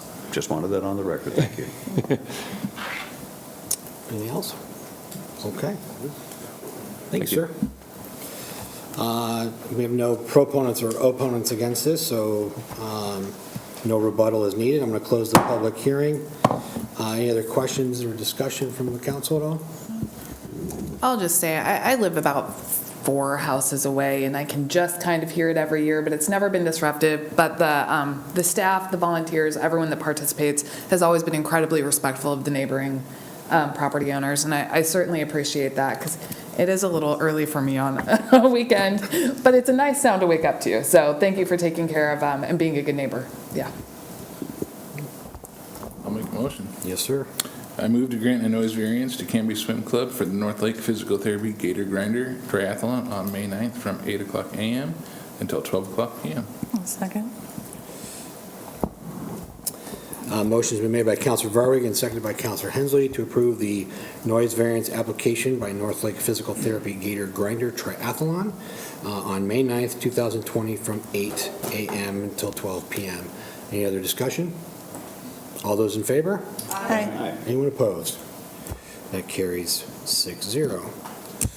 Next on the agenda this evening is a new business item, is regarding the discussion on the noise ordinance specific to the fireworks. So last meeting, I made a comment and misspoke about what we said we were going to do from the previous meeting. So I apologize for that. That's why it's on the agenda this evening, to have this kind of conversation, because we did say, thanks to Melissa catching that for me and letting me know that, yes, we did say that we wanted to have some conversation about it. Joe, you want to give us a little maybe background on where we're at here with this in terms of the fireworks piece and as it relates to the school district, and then, because part of that noise ordinance includes Canby Fire.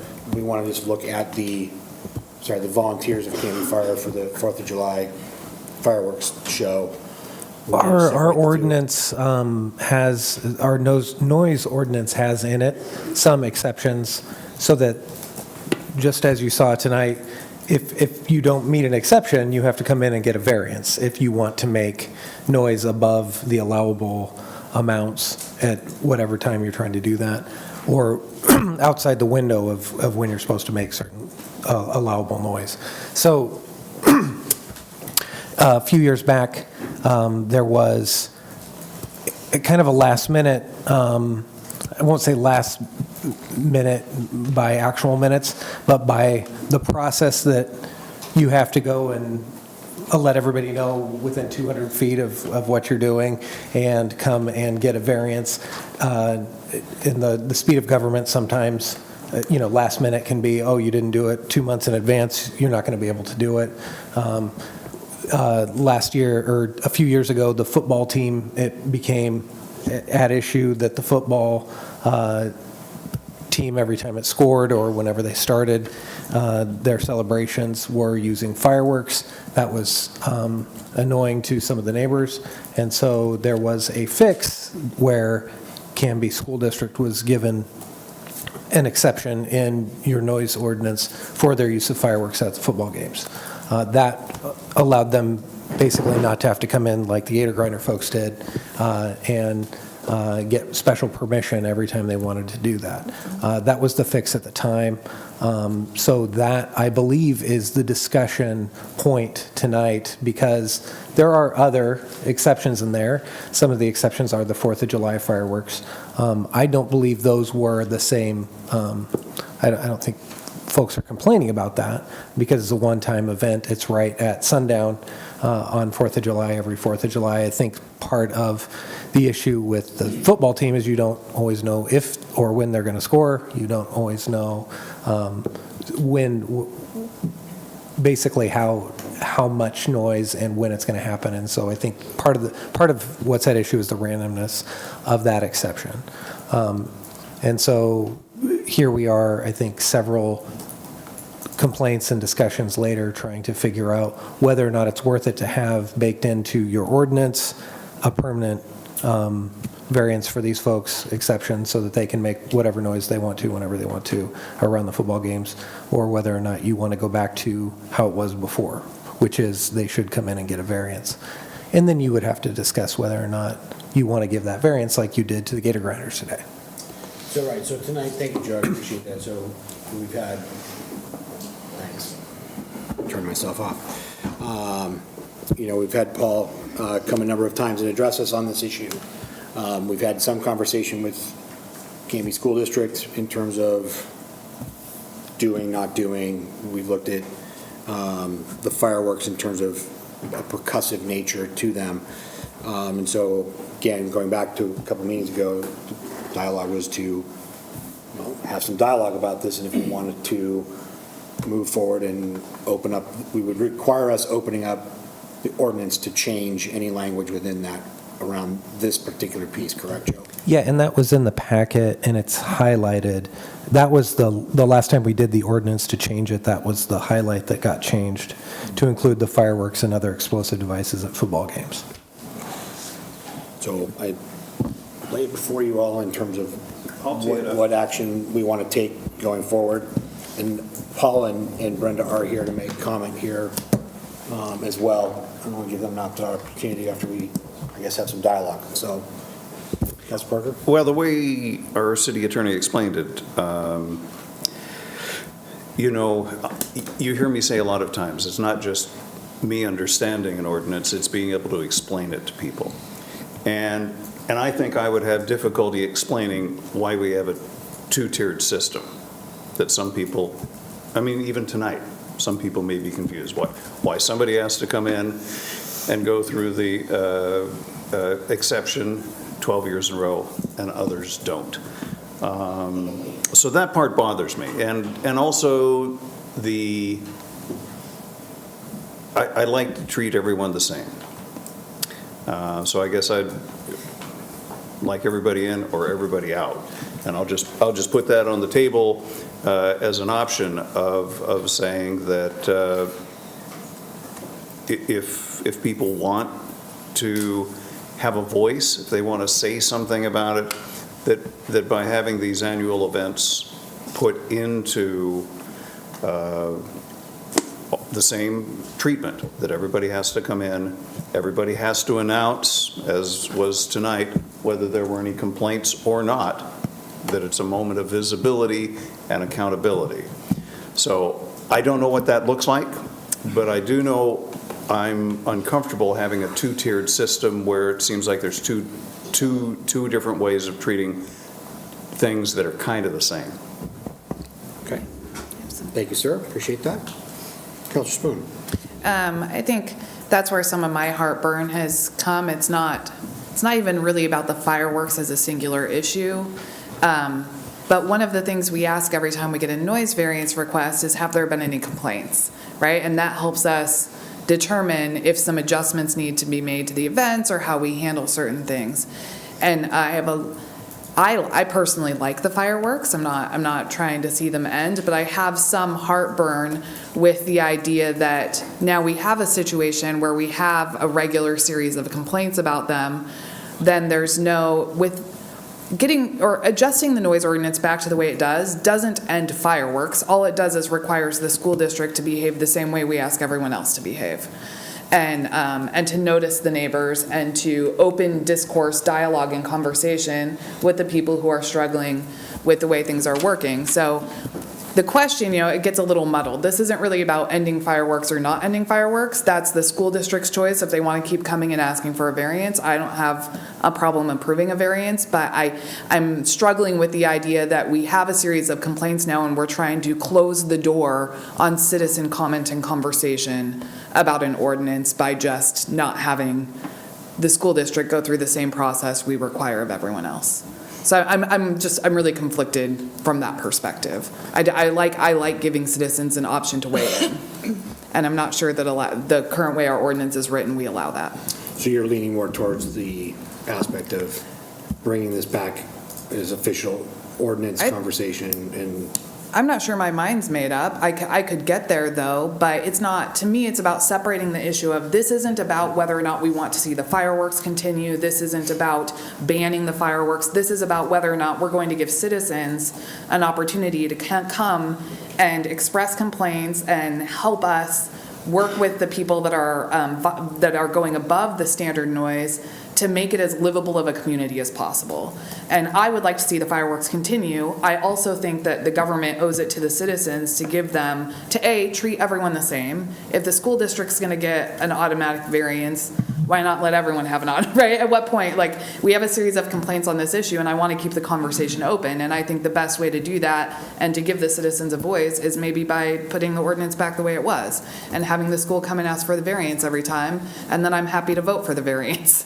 But I just want to make sure that we're giving citizens the best and most fair venue to air their concerns and complaints.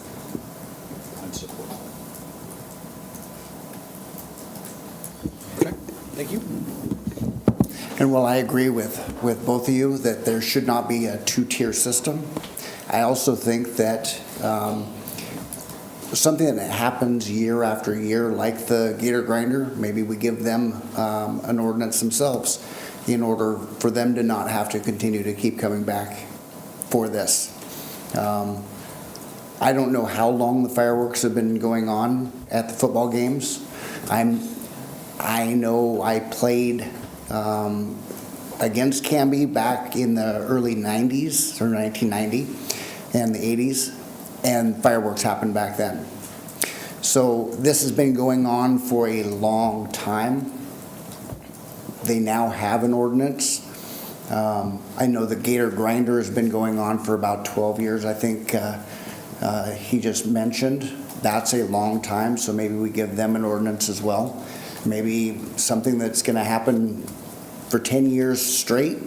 After that, they get an ordinance if it's done respectfully. I think the high school football games, I think it's done respectfully because it's done for scores and stuff like that. I think the 4th of July fireworks, there's a lot of cities that don't have them. A lot of cities can't afford to have firework shows. I raised 4 daughters in this community, and every year we took our daughters down, and we were able to have a great, Canby puts on a great fireworks display, and I was proud of that for my daughters, and heck, I still like to go watch them. So while I sympathize if it's an annoyance to somebody or anything like that, but it's been going on a long time, and I think that the ordinance is there, and we should keep the ordinance. Thank you.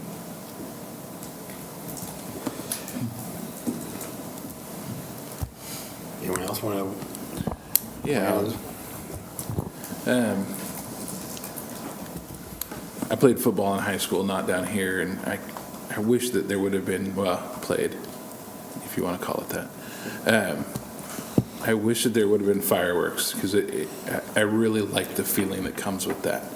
They probably wouldn't have gone off, because we didn't ever score. But the idea of it sounds fun. And maybe if they did, we would have scored more. I don't know. I really like the fireworks a lot. I live in the community as well, near the high school. As a matter of fact, when the lights are on, my house is glowing. But I also do understand where people are coming from, understand that it's annoying to people, and I want to be sympathetic to that. And I don't know.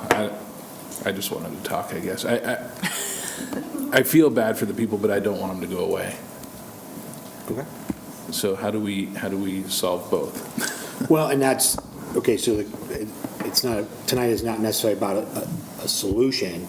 It's about what is the wish of the council to bring this back forward and have the dialogue to open it back up, to change it to, I guess, not a non-tiered piece, or, making it so that the school district is not part of that exemption. That's what I'm driving, that's, I think, what we're trying to get to here, and hence why this keeps coming back around, so. Yeah, I guess, I mean, it's worth having a conversation around making them apply, even if it's annually, for the exemption.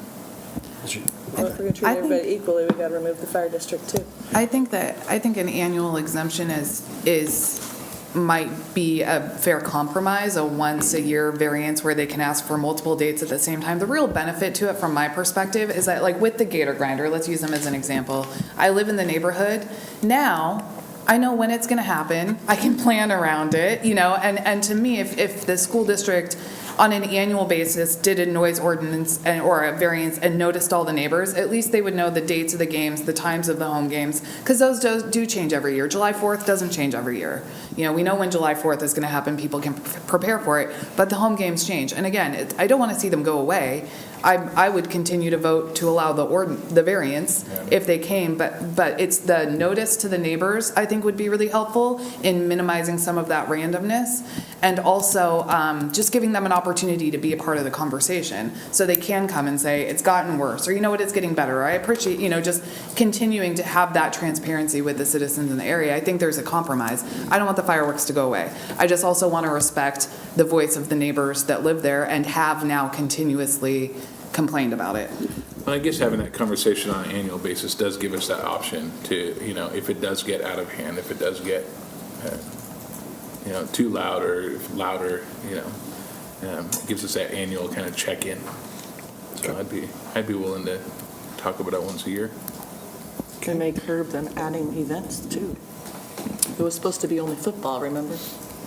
You want to, you're It's on. muffling your. Sorry, it was supposed to only be football, but then they added graduation, and so it would keep That is correct. it would keep it to the events that were approved, maybe. I don't know. I'm not in favor of stopping the fireworks, but I understand that's not really what this conversation's about. It's not. I don't know.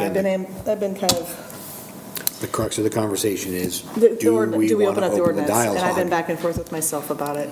I don't know. Speaking to that a little bit, like they added graduation, but I don't think we exempted graduation, right? If they come back on an annual basis and just say, these are the times we want to use fireworks, then we know, then the neighbors know, and we don't have to worry about, are they coming back for each individual event to get a variance, and what's the expense related to that, We didn't right? exempt graduation, but Yeah. they took that liberty, is the point. Yeah, but if they were to come on an annual basis with the dates that they want to use fireworks, that allows at least noticing the neighbors, right? Which I think is a fair request of them. So with that, Councillor Parker asked a question to the Gator Grinder. Did you have any complaints from neighbors? Now, if he said, yeah, I have 12 complaints from neighbors, would you have still voted yay? We actually, in the early years, had a couple of complaints. And we had an opportunity to discuss with the organizers how to mitigate that. And part of it was the speaker placement. Instead of having it face the neighbors, they faced the swimming pool. So, and again, I think it's one of the process of giving. I like to take every opportunity to have citizens have a voice. And we may vote against them anyway, but at least it gives an opportunity for people to come here and speak their mind in a formal setting that's relevant to the issue at hand. I suspect we'd also see a lot of people come in support of the sound of the fireworks and the noise it makes. So I think that it's just about having a community conversation about something that's causing some heartburn somewhere, Council President Dale, any thoughts? Well, reflecting back on why we amended the ordinance, It was because we as a body respected the tradition. And at the encouragement of our city administrator, we said, let's not do an exercise every year that has a foregone conclusion. Now, that foregone conclusion only lasts as long as a council wants it to, right? But we agreed that it's a lot of momentum, it's a tradition, we respect it, let's not put them through the process every year, and that's why we approved it. If we, want to reconsider the basis of that still being valid for the high school fireworks, then our options are to go ahead and remove that amendment out of the ordinance and make them come and do the yearly thing. The outcome will probably be very similar. It does give a chance for voice. On the other hand, we still have the two-tier problem, because we basically are saying we have no interest in entertaining that process for the 4th of July fireworks show, nor do we for the rodeo. And that's been on the books for many, many years. So I don't see a way out of the two-tier process. I think this council has to look at itself and go, we do have a bifurcation. We do have a two-tier process, and be willing to accept that and live with that. I just definitely appreciate Mr. Yelvisacker's position. It's disruptive. It's easy to say it's only 5 to 7 times a year. It's probably going to happen more now because some change in league ratings. But it also it gives him a chance to give his voice at the hearing. If we make them do that, I don't think it will give him the relief that he truly desires, which is for that to cease. I think he can say his own words. My interpretation has been that he's really asking for us not to allow it. Sure. And so we have to ask ourselves, are we being hypocritical if we put the process back to a yearly event, knowing full well that in our hearts we're going to approve it anyway? Are we being fair to Paul? So those are soul type questions we have to ask ourselves. Okay, thank you. Brenda and Paul, did you want to come in and address us on? Almost no, but yes, I will. All right, Paul, you're first, sir. Welcome back, Paul. Hi, Paul. Hey, thank you very much. By the way, I appreciate the dialogue, not what I heard. I'm going to request a little more time. Well, I was going to ask that, Paul, sorry to interrupt, but because this isn't actually citizen comment period, do we have to give him the 3 minutes, or can he have as much time as he needs? No, I'm fine with giving Paul as much time as he needs. I mean, right now, you're right, it's not. I'm tired, it's not going to be much longer. Well, no, it's fine. I just wanted to. Oh, we still have like. Just ask for you, yeah. Thank you. Before I go into my little dissertation of what I wrote today, the petition makes statements. I gave it to you. It's signed by probably 60 people, signed by veterinary clinics, signed by the Ratcliffe Place Assisted Living. I don't know how else to do this. Randomness is, you can't tell me that the home game is going to happen on such and such a date and that I can brace for that, because the randomness of the explosions. The beginning of a game, I'm willing to tolerate that, so Canby gets its fix. I am not willing to tolerate the random explosions that makes my heart beat, puts my blood pressure up, and causes my pain levels to go up. I'm tired of that. I am also tired of having my favorite cat in my lap bolt and go under the bed, and then maybe come out, and then, oh, another touchdown. Or when I'm in bed, because, excuse me, I need to lower my voice. Boop. Okay. When I'm in bed trying to sleep, and then the Canby team finally gets a win, and I'm happy for them, and it wakes me up because I rise early. That's not fair to me, and I'm tired of that. Again, blood pressure goes up, heart rate goes up, pain level goes up, sleep is gone because of the celebration. Because, yay, we like fireworks. I don't like fireworks. This has got nothing to do with the 4th of July. Football was not played to give our country its freedom. They weren't there in the Revolution. So I support the 4th of July. I support our Constitution. This is all constitutional, by the way. To go to the public peace, moral, and welfare, and then go into the standards and definitions, I understand the idea about variance. I get it.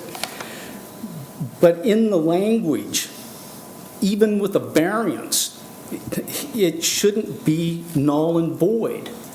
Plainly audible is probably one of my most favorite sentences coming out of anything that I've ever read in a governing body.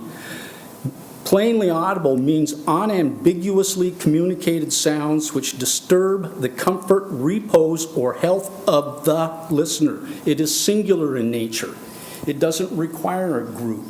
But yet I've been told, or maybe I misunderstood, that I may not use that because the variance supersedes this. Is this true? I'm going to have to ask Joe. Or I can do it rhetorically, and then we can get back to it. If you don't mind doing it rhetorically, I'm not exactly sure what, are you looking at the Oregon Constitution? Is that what you're bringing up? Yeah, and let's keep it rhetorical, and I would appreciate. Okay, I'll follow up on it for sure. Thank you very much. Yeah, no problem. Yeah, and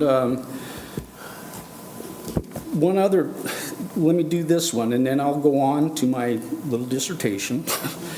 Noise-sensitive land use includes property on which residential housing, apartment buildings, schools, churches, hospital, and, your language, nursing homes are located.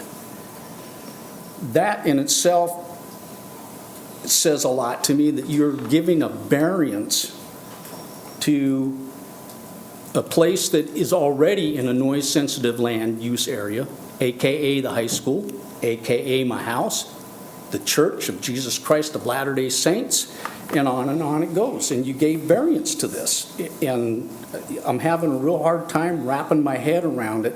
It's almost that Einsteinian theory of what insanity is. I read this, but I keep coming back to it. I'll let that go. Now I have to find my papers. I messed them up. I'm going to bore you a little bit with stuff that you've heard. It's redundant. And then I'll get on to a proposal. And by the way, Can I just see what you were looking at? yes, you may. Oh, you're looking at ours. Okay. Yeah. Perfect. Okay. I'm to the point where the compromise has never been given to me. I asked for it. The school district did not give it to me. They said they would look into the least percussive explosions, when in fact they already knew that they had them. But they gave me the idea that they were going to look into this. That was a slap in the face. I'm not going back to the school district. The school district should not make rules. You guys are in the rule business. You guys can do this. You guys can end this. I'm asking for continuity. My people that were over here talking in terms of how things have gotten askew in equality and inclusiveness, they've hit the nail on the head. This does the same thing. Granted, it's different, and I don't mean to take away your thunder. Okay. The tradition of announcing the beginning of a Canby High School game using explosive devices, the random explosions from touchdowns, as well as the end of a winning game, has become a detriment to our neighborhood. The following were traditions that had become detrimental to society. Amendment 13 abolished slavery, denied the right to vote because of gender. Amendment 19 abolished this tradition. The civil rights movement changed tradition, and it still is. Yay. The explosions used at the Canby High School football games is a tradition that needs to end. Our city council can make the change, even if it is unpopular. It may even cost you a few votes, but it will be the right thing to do. I propose that the city council add one more quiet zone to the 3 quiet zones that are the railroad crossings located at North Elm, North Grant, and North Ivy Street. The Canby Herald states, "The quiet zone project at important downtown intersections will allow passing trains to go through the heart of Canby quietly instead of blowing whistles as they approach these intersections." End quote. The cost of the project is $1.38 million.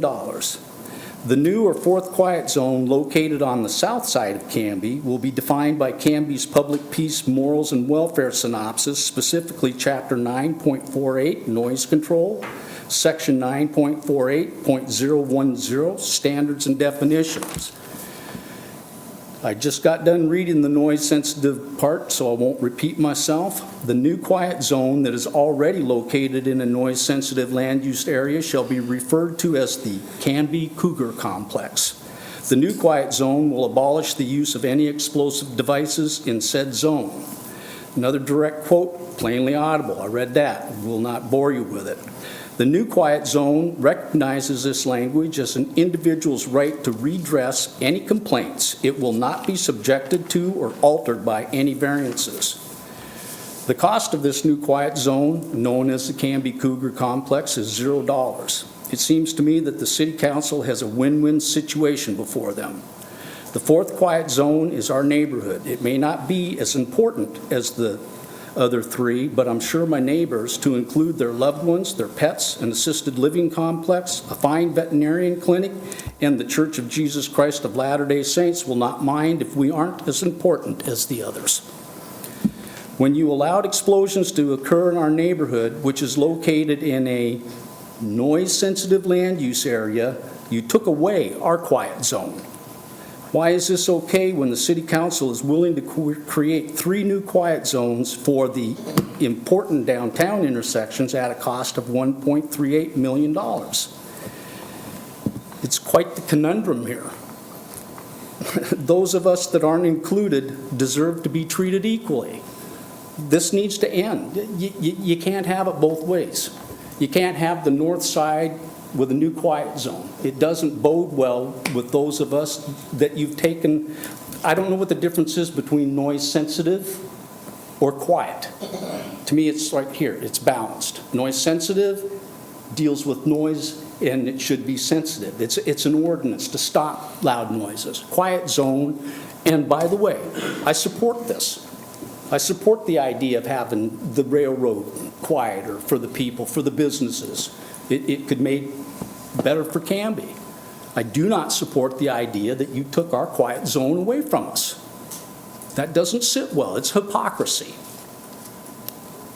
I'm done. Thank you. Thank you, sir.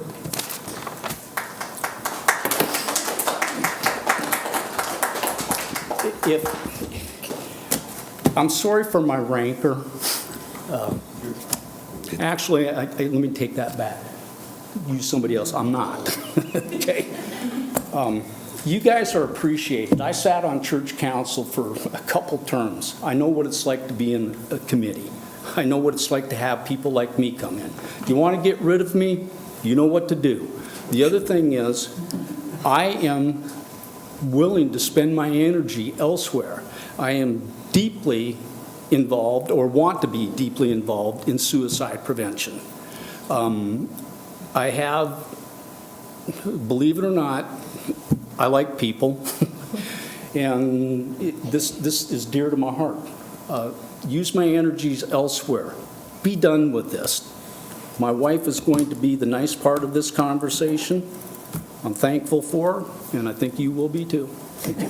Thank you, Paul. Can I ask Paul a question really quick? Sure. Paul, the information you had about noise-sensitive area, where is that, just so I can learn more about that, where is that from? This is from what I received from the very start of this 2 years ago, almost 3. It's our noise ordinance. That's in our noise ordinance? Yes. Okay. This is yours. Yeah, okay. I would, I am sorry, it's the preacher's kid in me. My dad was a preacher, and so I have a little of that in me. I would, like Greg Perez stated, an admonishment is not a bad thing, and I would admonish the council to relook at your core value statements, specifically to inclusiveness. The school district needs to rewrite theirs, period. I'd be happy to read it to everybody if they'd like to hear it, but you can probably go online and make your own mind up about it. But there's holes in it.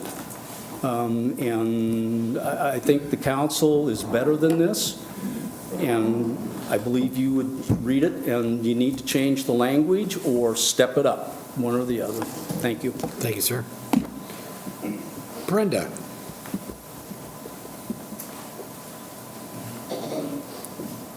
Good evening. So I'm having second thoughts about what I've written for tonight, given what has transpired so far. I don't think that it may be appropriate, but more appropriate for the school district.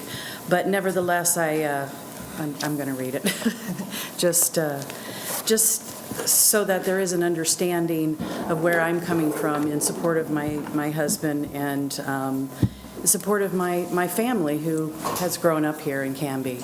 I moved to Canby here with my family in 1994.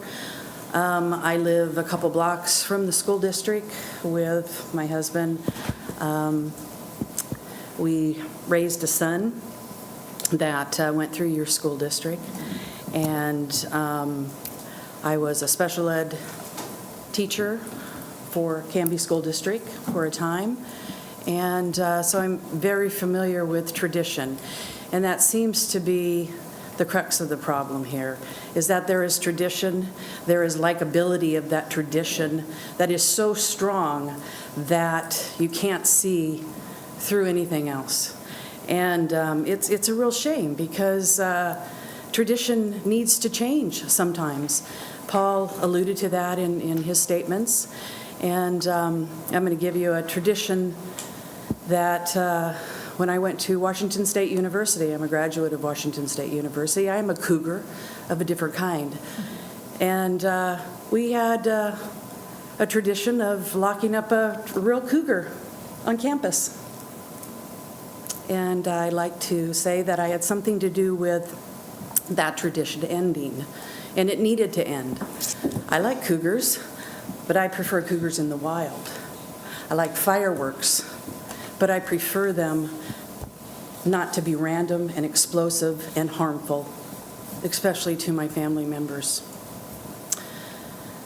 And to my pets as well, and to my neighbors' pets, and to my neighbors' children. So I am asking you again to consider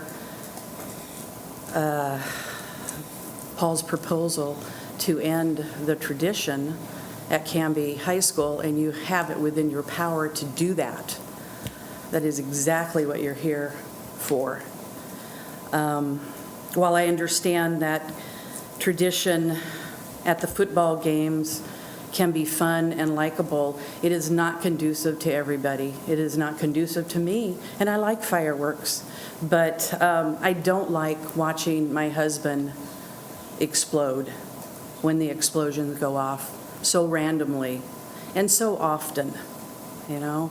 It's a shame to say that on a good year, it's worse for my husband. That's a conundrum. You know, something so pleasant. I also struggle with fairness with the Canby School District and the Canby High School football team. Why is it just the Canby football team that gets to do the explosions, to have the explosions? Why aren't we celebrating the other teams? Why aren't we celebrating the other extracurricular activities that go on the weekends and in the evenings? So I propose that the tradition be changed to something that's more likable and equally more pleasant. My proposal is to fund, develop, and implement an alternative way to celebrate, and do so at the start of a new decade in this 21st century. I believe it's possible to craft a new tradition that would not only be celebrating the triumphs of the Canby High School football team, but other extracurricular sports and other after-school activities. I further propose a fund to facilitate the capital needed to imagine a new tradition. For example, Canby High School has a wonderful program called the CTE program, and that is the Career and Technical Education Program. I don't know if you're familiar with that. Wonderful program. Great. It is great. So why aren't we could possibly pull from the students in those classes and programs. For instance, the business class students could realize the computer applications, accounting, and marketing skills to create a vision for a new tradition. The agricultural class students could address the possibility of utilizing natural resources and calculating project footprints, considering the landscape design of the field, and forecasting maintenance costs. Even the manufacturing class students could actualize engineering elements. The technical design class students could provide computer-aided drafting essentials, and the graphic class students could use project blueprints to embrace the wow factor. And just imagine a screen bigger than this with a cougar on it, that instead of fireworks, it's a cougar roaring in celebration of the opening or the start of the game, of the touchdowns, of the win. You know, what would be so wrong with that? I mean, that's just one example. If we try to invest the students in a new tradition, looking at a new tradition, let's uncage the cougar, and let's free, you know, the minds of these young students to envision something different. What would be so wrong with that? You know, and you have within your power of not giving the variance so that our neighborhood, maybe not your neighborhood, but our neighborhood could have some peace of mind. You know, that's all we're asking for here. The other possibility, and I intend to take this up with the school district with some ideas, and I'm more than willing to help them, and I'm also more than willing to fund them. But it could be a senior project. You know, every year the seniors have a project. It could be a senior project to come up with a new tradition. But they need your support. You know, what reason do they have to change tradition? You know, what reason do they have to unlock the cage and free the cougar? Because you're going to give them the variance. And not only you're going to give them the variance, but you're going to give them more. That's a conundrum. And that's not fair. Thank you. Thanks, Brenda.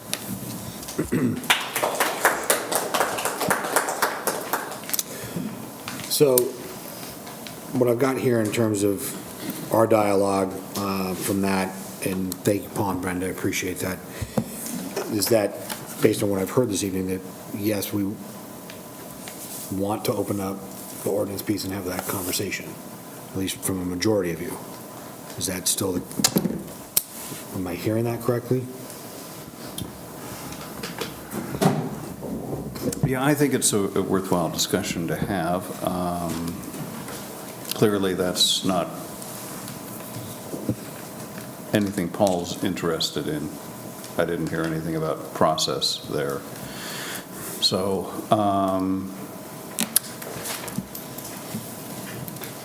and I don't have a good answer to this, because I know last time we took this up, we had a number of supporters from the high school come and tell us. So this is one of those times where we can't do it by something that makes everybody happy.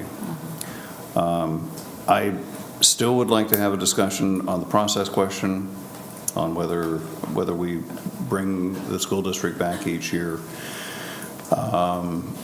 But my enthusiasm for that has waned given the testimony that we've gotten. Okay. I'm good with the way it is. If we're going to bring them back every year and we're going to give them the variance anyways, I heard testimony tonight where somebody said, you know, why keep giving us hope on this, right? I think that's what you said tonight, right? And so when I hear that, and then it's totally opposite. We're going to let them come back every year, and we're still going to give them the variance. So why even do it?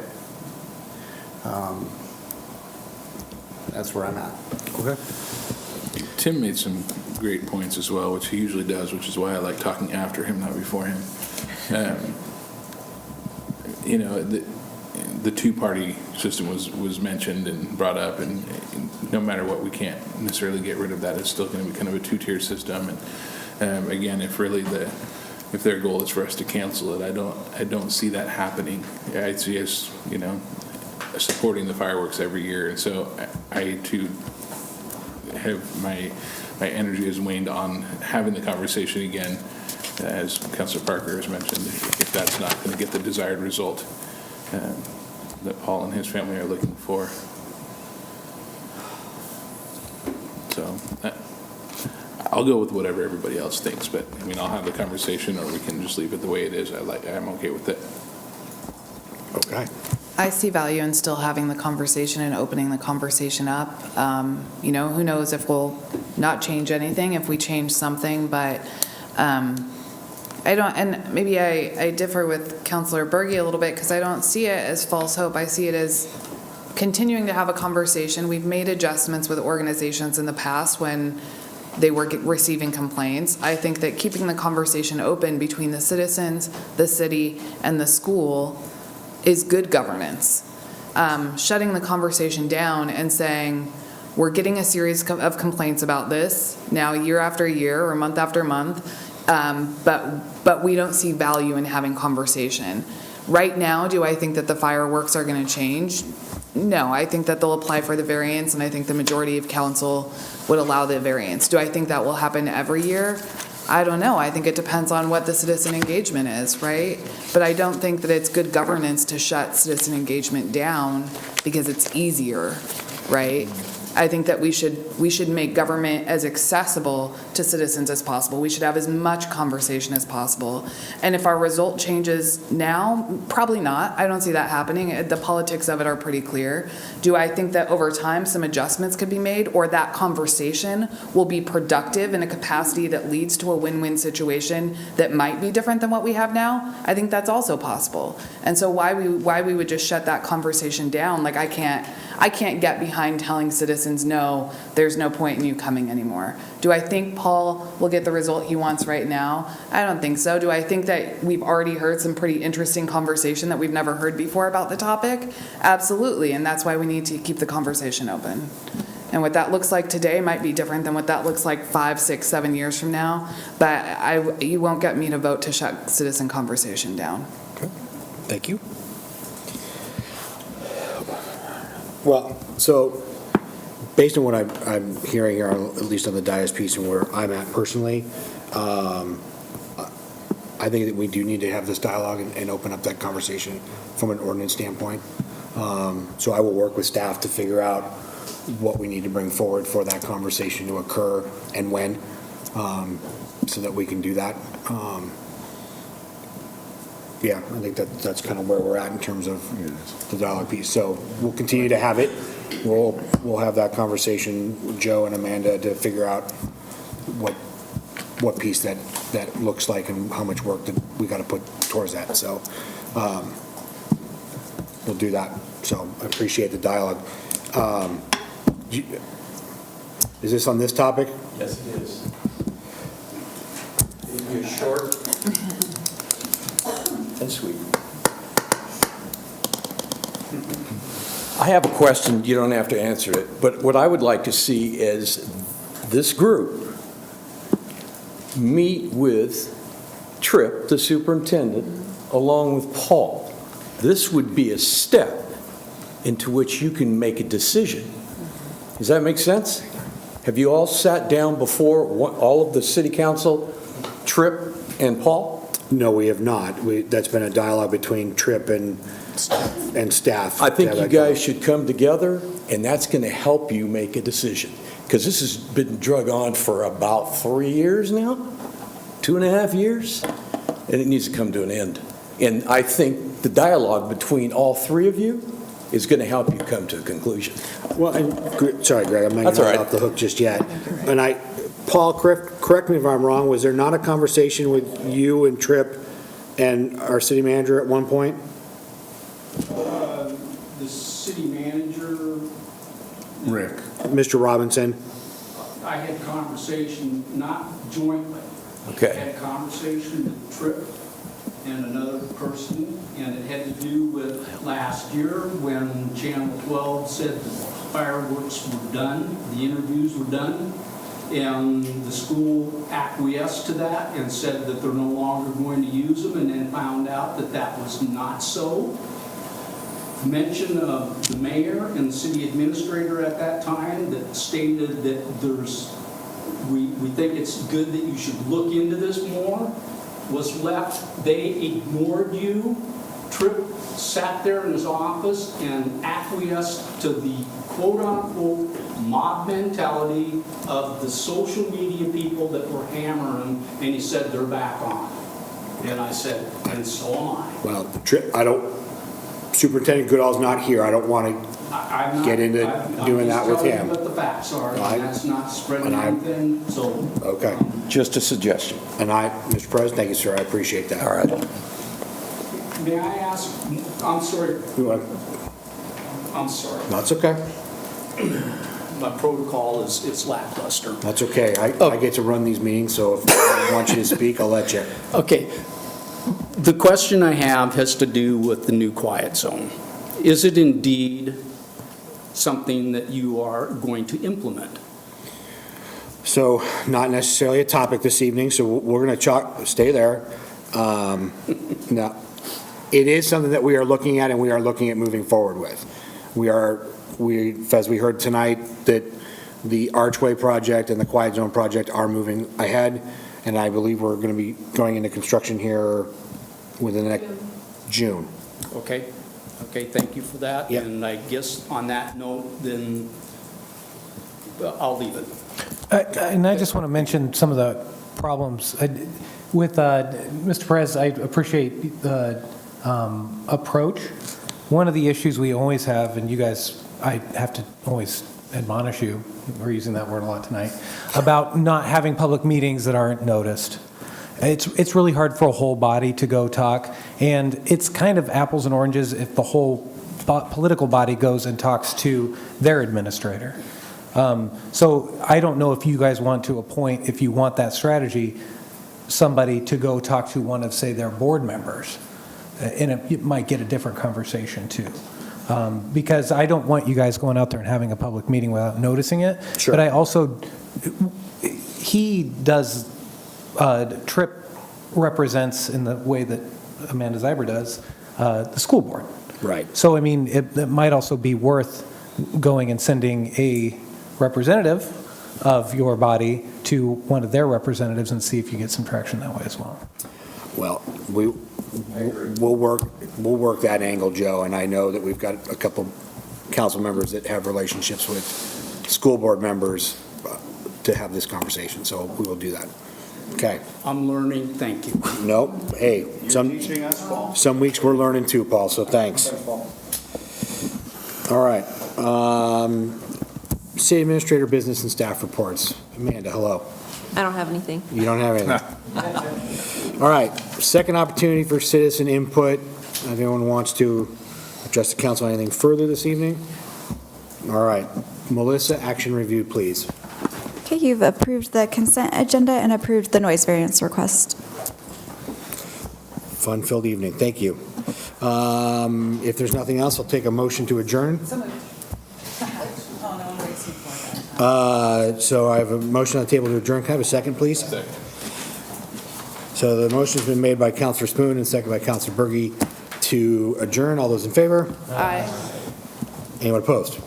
That passes 6-0. We are adjourned. Good night, Canby. Thank you.